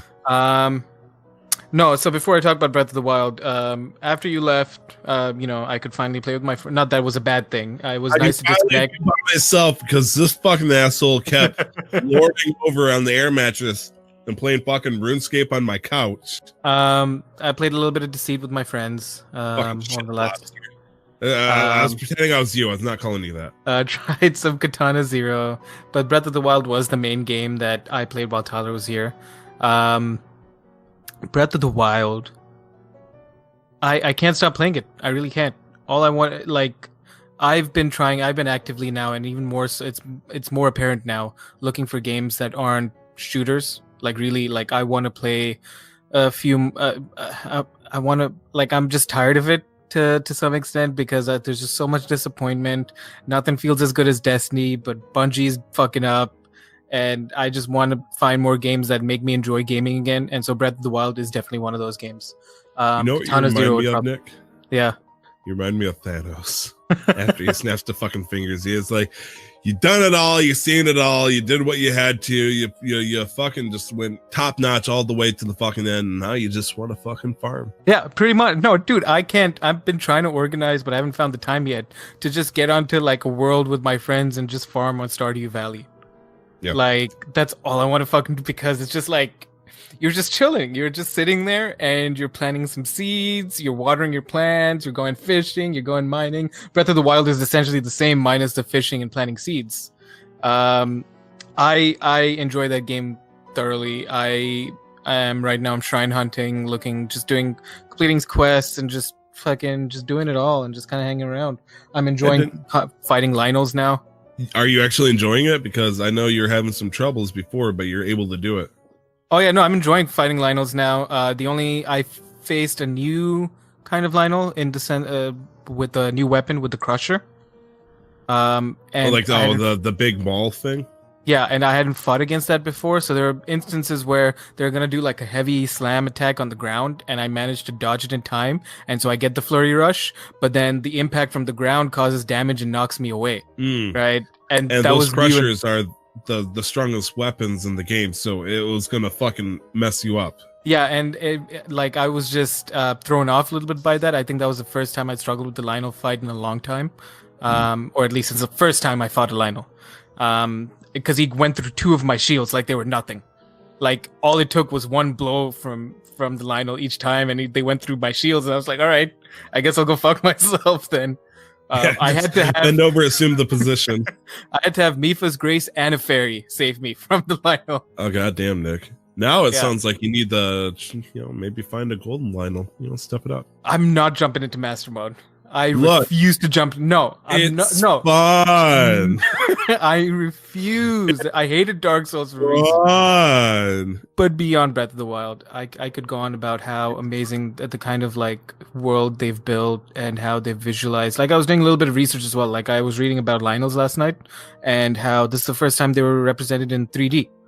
And the kind of like way and Lionels are terrifying to look at. Like they really are. They like, honest to God, they're like scary creatures. But they're these also like amazing, respectful, like kind of like opponents that you can find out in the wild while you're just going through the game. I mean, I wouldn't say as much as honor, but in terms of any creature that serves under Ganon or is an enemy in Breath of the Wild, they are probably the most honor bound, if you want to call it that. Like goblins and all that stuff, they're just murder machines. They just want to kill you and all this stuff, and they're enjoying it. But fucking Lionels, they won't immediately attack you if they see you. They are challenging you and waiting for you to draw your sword and all that shit. And they have no problem going, head on and arm combat and all that shit. And that kind of style is cool. Lionels appeared originally in the very beginning with Legend of Zelda, and they're just annoying as shit, hard damage and all that stuff. And I know them best in Link to the Past. They appear at the top of the mountains, and they hurt like a motherfucker. And Nick, you say they're the first 3D, but technically, they appear 3D in Link Between Worlds for the 3DS. Oh, okay, well, but like this is the first time where we got to fight them in the 3D, if you want to call it that. Yeah.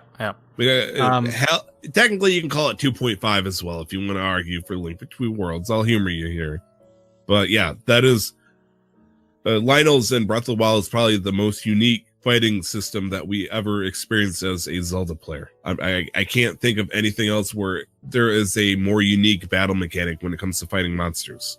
Right. No, Breath of the Wild is one hell of a game. And then the last thing I will mention is I seem to have some kind of stupidly good luck with that game. Fuck you, Nick. So can't put that as the title of the show, but I'm putting it right here. Fuck you, Nick. So the brief amount of time that Tyler spent playing Breath of the Wild, he was looking for one of the best horses in the game. A horse that is the descendant of, Princess Zelda's horse, or like the legend, the royal horse.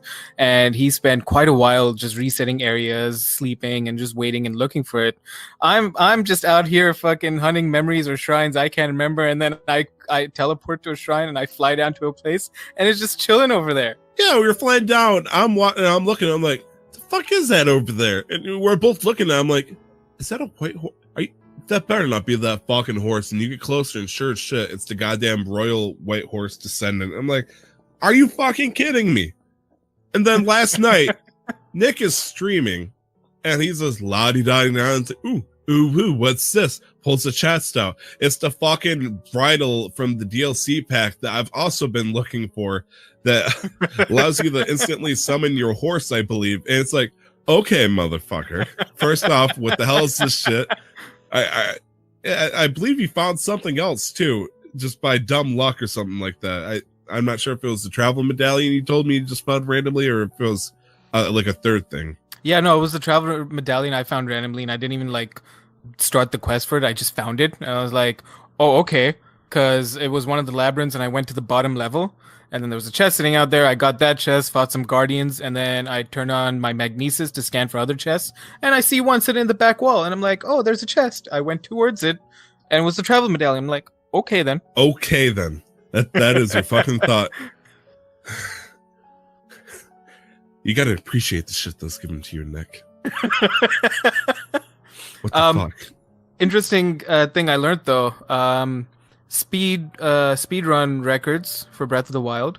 I think it's like 37 minutes for any percentage completion just to like beat the game. Yeah. There was another this one that took an hour, but I can't remember what the condition for that was. And then 100% completion was 27 hours. Jesus Christ. What constitutes 100% though? Does that include shrines. Korok seeds? Yeah, shrines, Korok seeds, and Jesus. guardians. Quests don't count towards completion, so it's only shrines, Korok seeds, and guardians because there are Thank 900 Korok seeds, and that's I think 78% or something. Okay. Yeah. This was before you ever got into it, but there was actually a huge debate when they started introducing amiibos to the system. For example, not to the system. When people started realizing that they can use amiibos in Breath of the Wild to give themselves shit, like armors and food and stuff, the original Ocarina of Time Link, the Super Smash Brothers one, will give you Epona. Right. And people are debating whether or not that should be allowed. Because if you start a game, you can start your game, give yourself the fastest horse, and then just immediately take off straight for the thing. The big question is, do you personally think that speedruns should allow the use of amiibos or something like that? As far as I know, speedruns, the rules change constantly. And so if I think that would be okay. So if for a particular set of speedruns, people decided that these are the kind of rules we're going to go with and it's okay to use this, I see no problem with it. But if it's against the rules, then there's a problem. I mean, rules are just, especially for speedruns, rules are just stuff that we set for ourselves based on what we think is right. Well, So, yeah, no. Well, with the official speedrunning competitions, the rules changed every big competition, and so if somebody breaks those rules accordingly, then they should be punished and shouldn't be allowed. But if they decide one year, are like, let's see what would happen, use Epona. Okay, fair. Yeah, fair enough. There is one more game that we need to talk about briefly. Tyler, do you want to take it away? Sure. So, Nik, the reason why I got the desktop computer originally in Canada is because I believe we wanted to play Overwatch or something to that effect. Something. We have no fucking idea, but we had it there and I immediately turned it into my RuneScape machine. Nik suggested to us that we should try World of Warcraft, which has a terrible stigma. The world should have saw my face when he suggested that. I just kind of stared forward and I started seeing like the horrors of me like losing out in college and all that stuff as he said that. Actual PTSD from the Battle of Azeroth. You remember putting his life down to protect Stormwind. You are not wrong. Like, holy shit. And then I was like, it's all fucking over. You're not addicted to WoW anymore. It's RuneScape. Don't you worry. You won't fall into the shit. And so, yeah. Saturday night last weekend, Nik, my wife, and I teamed up and Nik played World of Warcraft, which I believe was for the first time. Again, first time for everything, D&D and World of Warcraft. Yeah. And Nik, what did you end up playing as? I think I was just a human mage. I think, a mage. And, I never actually got into final thoughts because you have so far never mentioned the idea of possibly playing that ever fucking again. Well, my issue with World of Warcraft was always not the fact that it was an MMO, but the art style. Like, it always threw me off, honestly. And at this point, there's so much that I have to do to actually get into the full swing of things. B, I have to pay a separate subscription. It's not even like you buy the game, you own it. And it's not like it wasn't bad whatsoever. My experience wasn't bad. It was just your standards. You started off the few hours that we played, so just your standard MMO. Right. Quests, getting started, getting set up, like learning the systems. I ended up going with like an arcane specialization.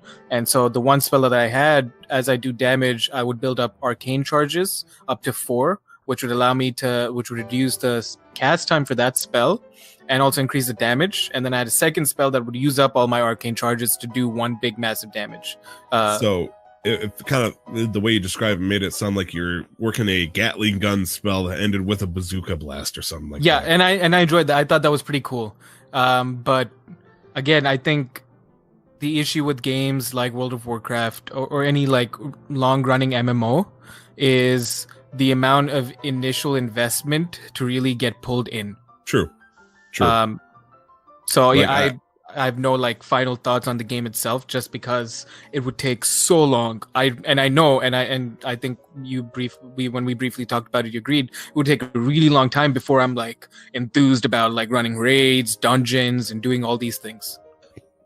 I've made so many max characters and all that stuff, and even like raids and dungeons don't interest me. I mean, I'm in the same thing like that on Destiny. So, you know, I like shooting shit and I like doing the dailies and stuff. I had no actual interest in the raids. But you're fucking, you want to, you know, go balls in. You want to, you know, kill the big shit, which I can't blame you. I understand that. And I believe I told you that it wouldn't be until you got to like level 58 when you're able to do the first expansion, to where you get to leave the old shit that was, you know, from 2004, and you actually get to see, you know, some maybe not modernization of the World of Warcraft, but you get to explore a plane. You get a story where you understand what the fuck is going on. Right. Because the original World of Warcraft, you just get plopped down. You have no, you know, shit's going on around you, but you're just doing quests. You're doing, you know, simple shit. As soon as you hit 58, oh shit, there's a whole new world that's in trouble. We need to go in there. We're going to do shit to save it, that kind of stuff. And it goes from there. Like, it gives you purpose. But up till 58, it's like being in the fucking Lollipop Guild and you're just murdering shit and doing like, oh, you want me to collect 8 tusks of this pig? Sure. Yeah, sure. Okay. Yeah, you got it. You also didn't get to do a dungeon, which no. I think a dungeon would give you a motivation. You're like, oh, right. Man, I want to fucking kill this shit. But unfortunately, since you're on the trial account, you were locked at level 15 or level 20, which you'll be able to do like the very first dungeons, but you would have to make a $15 jump to see whether or not you'd actually like it or not. Yeah, and that's just something I'm not interested. That's, for me, in my current position, that's a lot of money. But yeah, no, that's World of Warcraft. Not for me, most likely. But I have respect for the people who've stuck around through all the.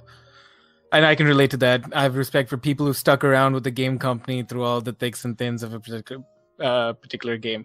Well, Nick, just so you know, the wife and I were still playing it. So if you just need a little bump to keep it going, you let me know. I got your fix, Nick. Moving on. I'm an enabler too, motherfucker. As mentioned earlier, it is a video game podcast, and we have to get to at least one topic for this week. We're just talking about World of Warcraft. That's a video game, I think. So the topic for the show this week is PlayStation's State of Play. This is what they opted for instead of showing up at E3, and I think they might have a different event later this year. But Tyler, do you want to summarize what happened with their State of Play? Yes. They just announced 6 or 7 different games or updates and whatnot going on. I believe they started off with a good heavy hitter for Monster Hunter World, which might be up your alley. I think it's called Iceborne, and it comes out like in August for consoles and like November for PC or something like that. Something along the lines. I got to see the new monsters that they're trying to introduce, and it sounded like anybody who's into that shit is gonna really love it. I just have to pick up the game again. Like Monster Hunter is nice because you can just go back at any time, and there's so much you can do on your own. And I just like exploring immersive environments, and Breath of the Wild gives me that opportunity. Ooh. They did a very, I would say, lackluster trailer for something called Predator Hunting Grounds, which is going to be a Friday the 13th Dead by Daylight kind of style game. It looks like, right. Where it's a bunch of soldiers against Predator, and it didn't show anything, to be honest. But they're announcing and revealing that it's coming out for the PlayStation 4. They do have a new model of PlayStation 4 coming out to celebrate the Days of Play event, which it looked okay. It wasn't like super exciting for me because it's not a PlayStation Pro. So, I mean, it's not a chance for me to upgrade. It didn't look like so. Details. Right. The HD update for Medieval looks like it's going to get a very nice outlook coming out on October 25th. They showed a trailer for it. It looks pretty snazzy. Have you ever messed with that game when it came out originally? No, I've not actually even heard of the game. It has a video arcade feel to it, where you're just running around and mashing monsters up and all that stuff, but it's very nostalgic for people when it came out. I feel like I played it on the PlayStation 1 for some reason, but I'm not too sure on that. Like, I know I didn't beat it, that's for sure. Well, it is a remake. Medieval only came out for the PS1, and so this is basically a remake and coming out for the PS4. A game that came out specifically that I got kind of excited for was it's called Away. It's coming out for the PlayStation 4 and PC, and I don't remember what the creature you were specifically. It looked kind of like a flying squirrel or something like that. Right. Where you're, trying to play a natural survival game, essentially. And it looked fucking great. Like, I was a sucker for games like Flower and all that stuff, where, it's all natural environment and stuff, and you're just controlling how, the flow of things. And so a game like this gives me a good vibe to where, you're a little flying squirrel running around the jungle and all that stuff. And you're trying to be with your family, but you got natural predators. You have man-made predators or, disasters and stuff. And you got fires and whatnot. And I think it could leave a good emotional impact without having to tell a human-made story, so to speak. Right. I mean, it's literally made by humans, but the reenactment as such, I think, would be very nice. And another one, a 4-player co-op game. It's called Riverbond, and this feels like something I would be able to get my wife to sit down and play. Did you get a chance to look at this one, Nik? Yeah, it says it'll have a bunch of characters from like Shovel Knight, Bastion, and stuff. So it sounds like one of those. Like there was I believe it was a Ratchet and Clank game that it was like a 4-player co-op, and you get a bunch of characters from different universes, or like similar kind of games. You know what I'm talking about? Yeah, basically, you have all the 4 people on the ground. The closest thing I could think of for everybody that understand, it feels like a Legos game where you got 4 people on the ground, you're just running around through areas and stuff and beating the shit out of people, and it looked nice. It had a good quality to it, and it had a friendly feel. Bunch of iconic characters that people recognize, and I think it's something to look forward to when it comes out this summer. But there was one last thing. Yes. There was one fucking last thing. And people either flung their arms in the air in excitement, or they immediately went to Twitter to start complaining about a certain thing. I think I know what you're talking about. You probably know exactly what I'm talking about. I've seen the things, yeah. So at the very end of this video, they announced more details about Final Fantasy VII Remake. By details, I mean they say that they're going to tell us more later this year. Here's some cinematic gameplay, to where they say very blatantly at the bottom, the actual gameplay. So it's like they're just reminding us, hey, Kingdom Hearts 3 is over. We're still here working on it. So that was the Final Fantasy VII with, I believe, I can't remember what the name of the characters were, but the guy was Cloud. I can't remember the name of the Tifa was her name? You got the main character, Cloud. The flower lady name is Aerith or Eris, depending on the English translation. I think it's going to be, excuse me. Oh, man. Let me drink something else. 1 second. So this is the awkward silence where I can't talk about Final Fantasy because I've never played a Final Fantasy game. So I'm just waiting for Tyler to clear his throat. And okay, I'm sorry. Jeez. It's just being sick. I just can't talk as much as I used to. You got Cloud as the main character. You got Aerith. When it came out for the US, they made a translation error and it came out as Eris, Aeris. Okay. But everywhere else it came out as Aerith, and so I think they're going to keep it as Aerith, even though us Americans know her as Eris, and it's going to freak us out. I wonder, well, technically we were able to rename each of the characters when it came out in the game, so I wonder if they're going to keep it generic to where we can change it to Eris if we wanted to. But the other characters that got notable was part of Avalanche, which was a group that Cloud is in, And the leader of that is the notorious character known as Barret, who, mind you, this game was made in the mid to late 90s and is a stereotypical badass African-American. Right. Or I guess technically he is part of Midgard, which is a fantasy world, so he's African-Midgardian. I don't know. How would that work, Nick? I don't fucking know. Sure. Okay. Oh boy, that's a fucking term right there, African-Midgardian. And then at the very end, they some reason just out of the blue just tease you with Sephiroth, and yeah, it was a lot of it showed a relapse of what it would look like in HD at the very beginning of the game. Part of the very first bombing mission, one of the boss fights, which is the very first one, bomb exploding, and some reason Sephiroth is there, even though he wasn't in the original game at that early, but whatever. Right. And people, saw it, they loved it, they posted their praises and all that on Twitter and all that. But then media decided to get up in arms, which then got actual people that they said were up in arms. And people started getting upset because the voice actor for Barret sounds too stereotypically black, I guess. Okay. I know, right? It's weird because in the original PlayStation game, it was all worded to text. And the way that Barret talked was really raunchy, and it was exactly how you would expect him to sound like in the game. Unfortunately, since this is getting a modern day release, we are on a further scrutiny. And to add to that, everybody totally forgot that he talks. And actually, I don't even know if he talks in Final Fantasy Advent Children, which is a movie where he makes a small appearance in. But yeah, apparently people don't like the way he talks. And is whether or not it stinks, because people need to understand that, it might be stereotypical if he was African-American, but he's African-Midgardian, people. Fuck out of here. It's a cultural dialect, okay?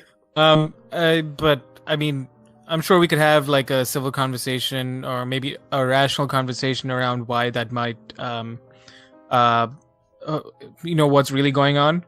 But I think the internet's doing what the internet does and just blowing things out of proportion and just being upset. So after things died down, again, I have no attachment to the Final Fantasy series, so I haven't actually seen the teaser trailer. But I just think that people are being silly. It stinks because since I'm white as fucking bleach in the sun, I feel like that my opinion on this is either biased or just going to be devalued immediately.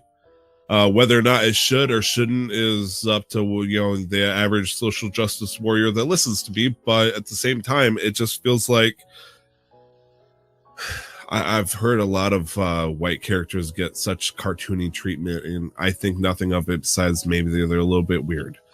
And I'm not sure if the same can be applied for every other race that ever gets represented in a fantasy-like game, but I just feel like if we're going to do anything, we should be making a big deal about the Midgardians, man. I think there's a lot of things that you're just gonna beat this fucking horse till it's in the ground.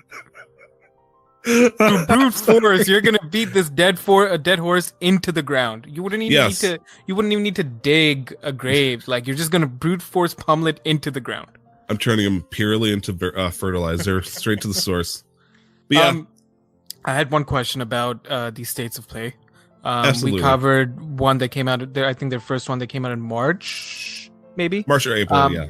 But how have you felt about Sony taking this like Nintendo Direct kind of approach to delivering their news?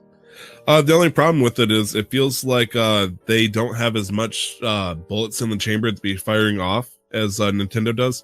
Nintendo, whether or not they actually have the content, like to fluff up the shit. Whether or not, like, for example, it feels like a Nintendo Direct will have 5 heavy hitters ready to land down the punches, but then they'll soften it up with like 10, 15 other like subtle things in the background. Whereas here, Sony announces in the very beginning, oh, we don't have too much to show you, but we're going to show you. It's like, okay, fair.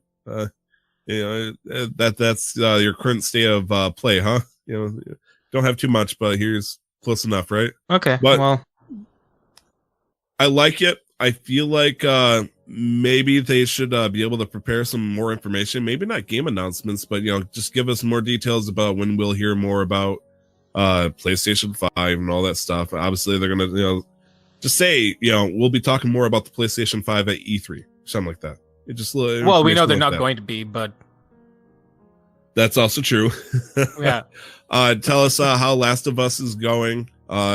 Also, the fact that usually when we get a Nintendo Direct, we get a Nintendo official. Yeah. We did not get that in this case. It didn't seem. Okay.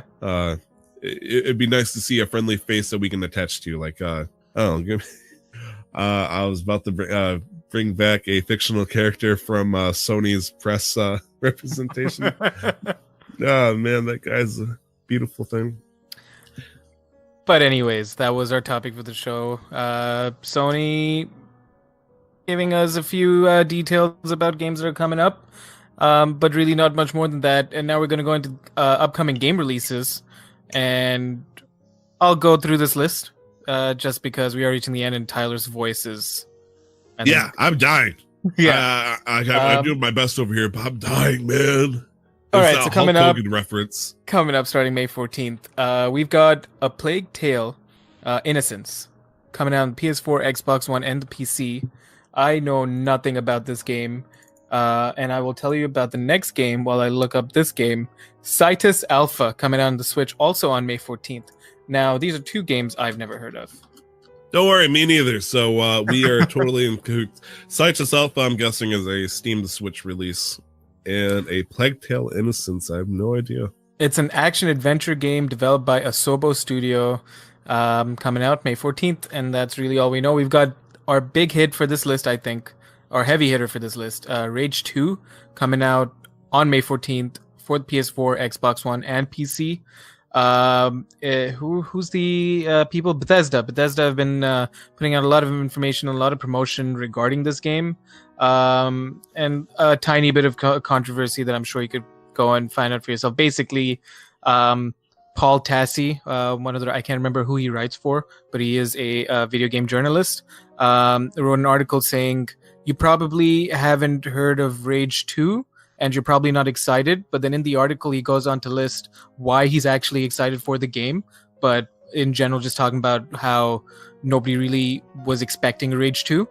And then Bethesda or Rage 2 replied to that tweet, like, who are you? Basically being rude, and they didn't even read the article and they were being standoffish. Fuck, man. For no fucking reason. And so, and I think his response was like, that was unnecessary, but I'm probably still going to buy your game anyways. Or something along the sorts. And I'm like, would you want to read the stuff before you post a snarky comment? This is some weird version, like this unorthodox paradox world of fucking consumerism communication, I guess. Just the way people interact with each other. It's like, it's like fucking Ronald McDonald slapping me in the face and like, oh, why would you do that? He's like, because you talked bad about me. It's like, I'm here ordering your food. I said it was okay. You slapped me at the burger. I'll probably still eat it. But moving on from Rage 2, we've got Redout, which is coming to the Switch on May 14th as well. Redout is a futuristic racing game, so I think it's just a direct-to-port from Steam to... Actually, no. This came out on all consoles, PS4, Xbox One, Steam, and on the Mac OS in 2016, and it's a Switch port. Fair enough. Then May 16th, we've got Bubsy Paws of Fire coming out for the PS4, Switch, and PC. Have you ever messed with a Bubsy game before? Nope. Bubsy was probably, and I don't want to be rude to the brand, but it's true. Bubsy, I guess you would be the failed attempt to become a iconic character. Or back in like Super Nintendo days, everybody heard of Bubsy before, but it kind of fell into the same line as Earthworm Jim and all that stuff, to where it just kind of fell flat in the long ride just because of the lack of content and quality, I guess you could say.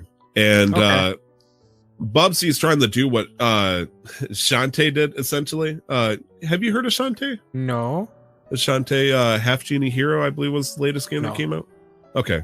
Shantae is another similar boat, but it broke past its cult classic group. People love Shantae, but Shantae was always way behind with the releases on the consoles. And Bubsy, or the people who are making Bubsy rather, are trying to just essentially cash in like, hey, Bubsy's relevant again. right, guys? Right. Heyo. And no, carry Go on, ahead. Tyler. I was gonna say the developer choice provisions, the accolade, they got their hands on the rights and all that stuff, and they're trying hard, but people already like looked at the demo and just saying that it's trash. So I'm hoping they made a lot of improvement on it if it's coming out for Switch. Switch? Yes. It Switch says PC and PS4, Switch, PS4. PC, but news just broke like yesterday, 2 days ago. Switch port got delayed, and it's coming out later in the summer with no definite release date. So PS4 and PC, if you're interested, May 16th, that's your date. And then we have one more game on our list here: Steven Universe, Save the Light, and OK Knockout bundle. PS4, Xbox One, Switch, May 17th. I know nothing about this game. I know Steven Universe is a TV show, animated TV show that ran on Cartoon Network.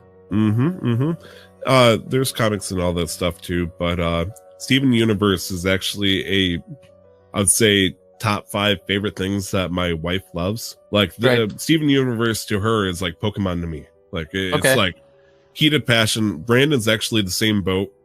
I don't know about this game specifically, but it's probably going to be a dungeon crawler style game or a brawler game, almost similar to that of the game that got talked about in State of Play. Or it's just... It says it's a unique RPG hybrid that combines real-time and turn-based combat. Okay, fair enough. That almost screams Tales of Symphonia to me then, to where you do attacks, but you can move around. Or I guess kind of like Final Fantasy 15. That would be a better way of describing that. But yeah, Nick, I'm kind of surprised because I feel like if you were to binge a cartoon, Steven Universe would be right up your alley. Well, I mean, aside from the fact that I didn't have access, I don't do a lot of TV shows for the most part. Adventure Time was more my thing, and Steven Universe was after my time of being at home and having access to Cartoon Network. That makes sense? Absolutely makes sense. I mean, Adventure Time is in the same boat as Steven Universe, like in terms of like just corny humor and whatnot. Right. Just to clarify, this game that is coming out, it's a bundle with Steven Universe Save the Light, which is its own game, and OKKO, which is another game. And it's also a TV show called OKKO Let's Be Heroes. I don't think I've ever heard about that one. Neither have I, but that's May 17th, PS4, Xbox One, and Switch. Yeah. All right, moving on. Okay, Heroes. Okay, KO. Okay. Like, I really just can't find too much about this, but... No, I'm sorry. I just wanted to confirm because I was like, okay, KO is another Cartoon Network owned show, so that makes a lot of sense that they'd bundle it together. Okay. KO. Yeah, so that's our thing for game releases for the week. We have a section for this day in gaming. This day in gaming, May 13th.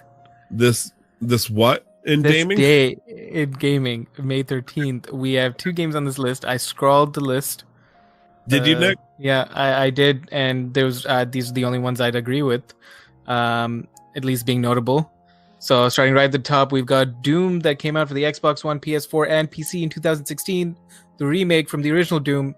I have put a whopping hour and a half in this game. Really? I You'd think I'd put more. Yeah. You'd think I would, but I don't know what it is, dude. Well, also maybe at the time I wasn't looking for like a first person, like a single player game, and now I am. So it's one of those games I'm going to revisit. But the soundtrack for this game is absolutely brutal. I love it. Oh yeah.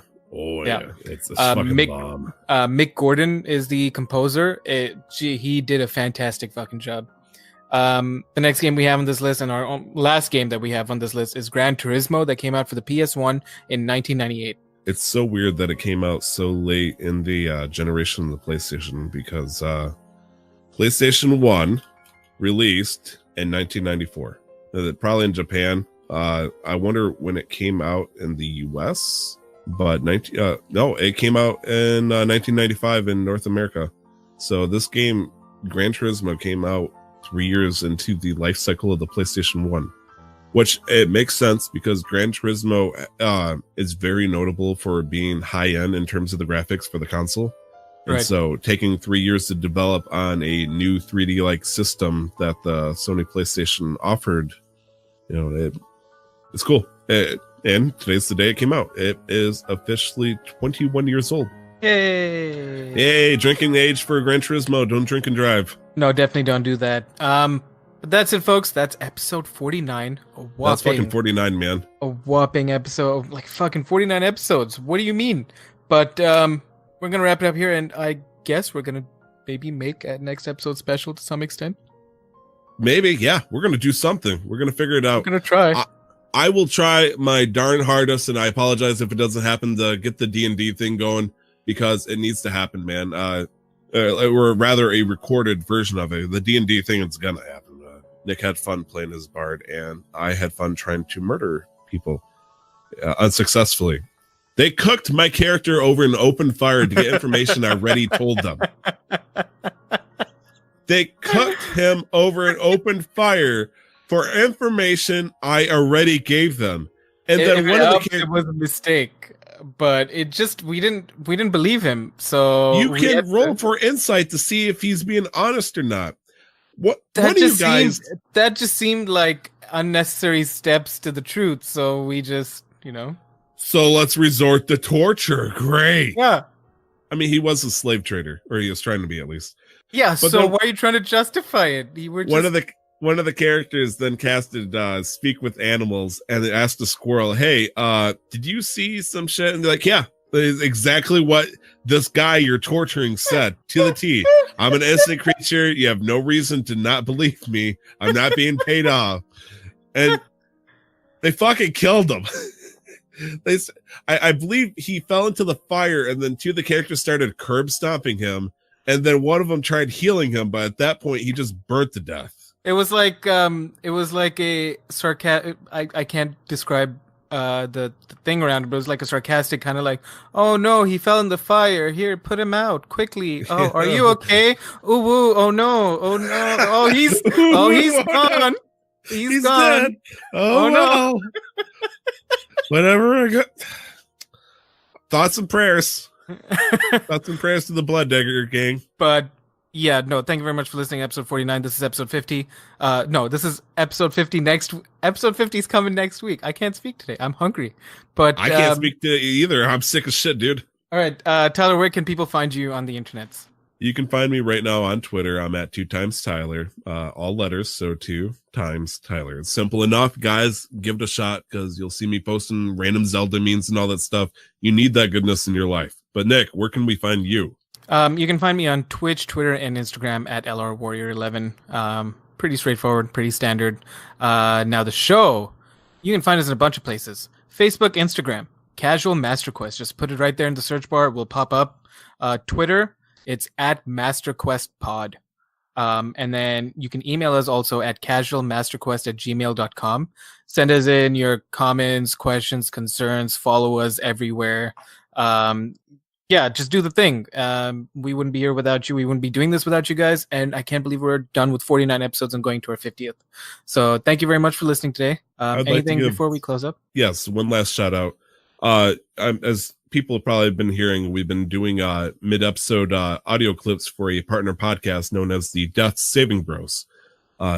This is going to be the last week we get to put it on, unless we can somehow talk a sweet deal with them again. But honestly, guys, we were just talking, excitedly about cooking a slave trader. If you like D&D, or if you never heard about it before and you want to give it a shot, we got 4 laid back people that I think, 5 technically if you count the DM, that we think you'd be interested in it, and that is the Death Saving Bros podcast. Absolutely, give them a shot. Heck yeah.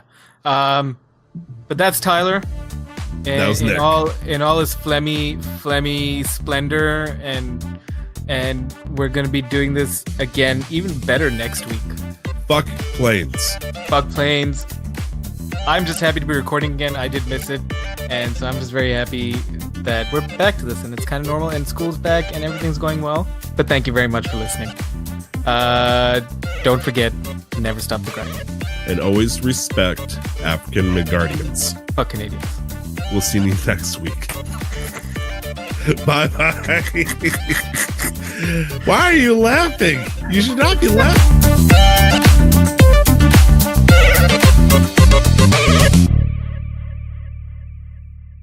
The intro to the podcast, titled Casual Master Quest, was paid for and produced by the wonderful talent Revelries Music. You can find more of their work at soundcloud.com/Revelries Music, or just click on the link in the show descriptions. The background music is the album Top 50 Best Classical Piano Music by Brilliant Classics. You can find out more about Creative Commons at www.creativecommons.org/license/by/4.0.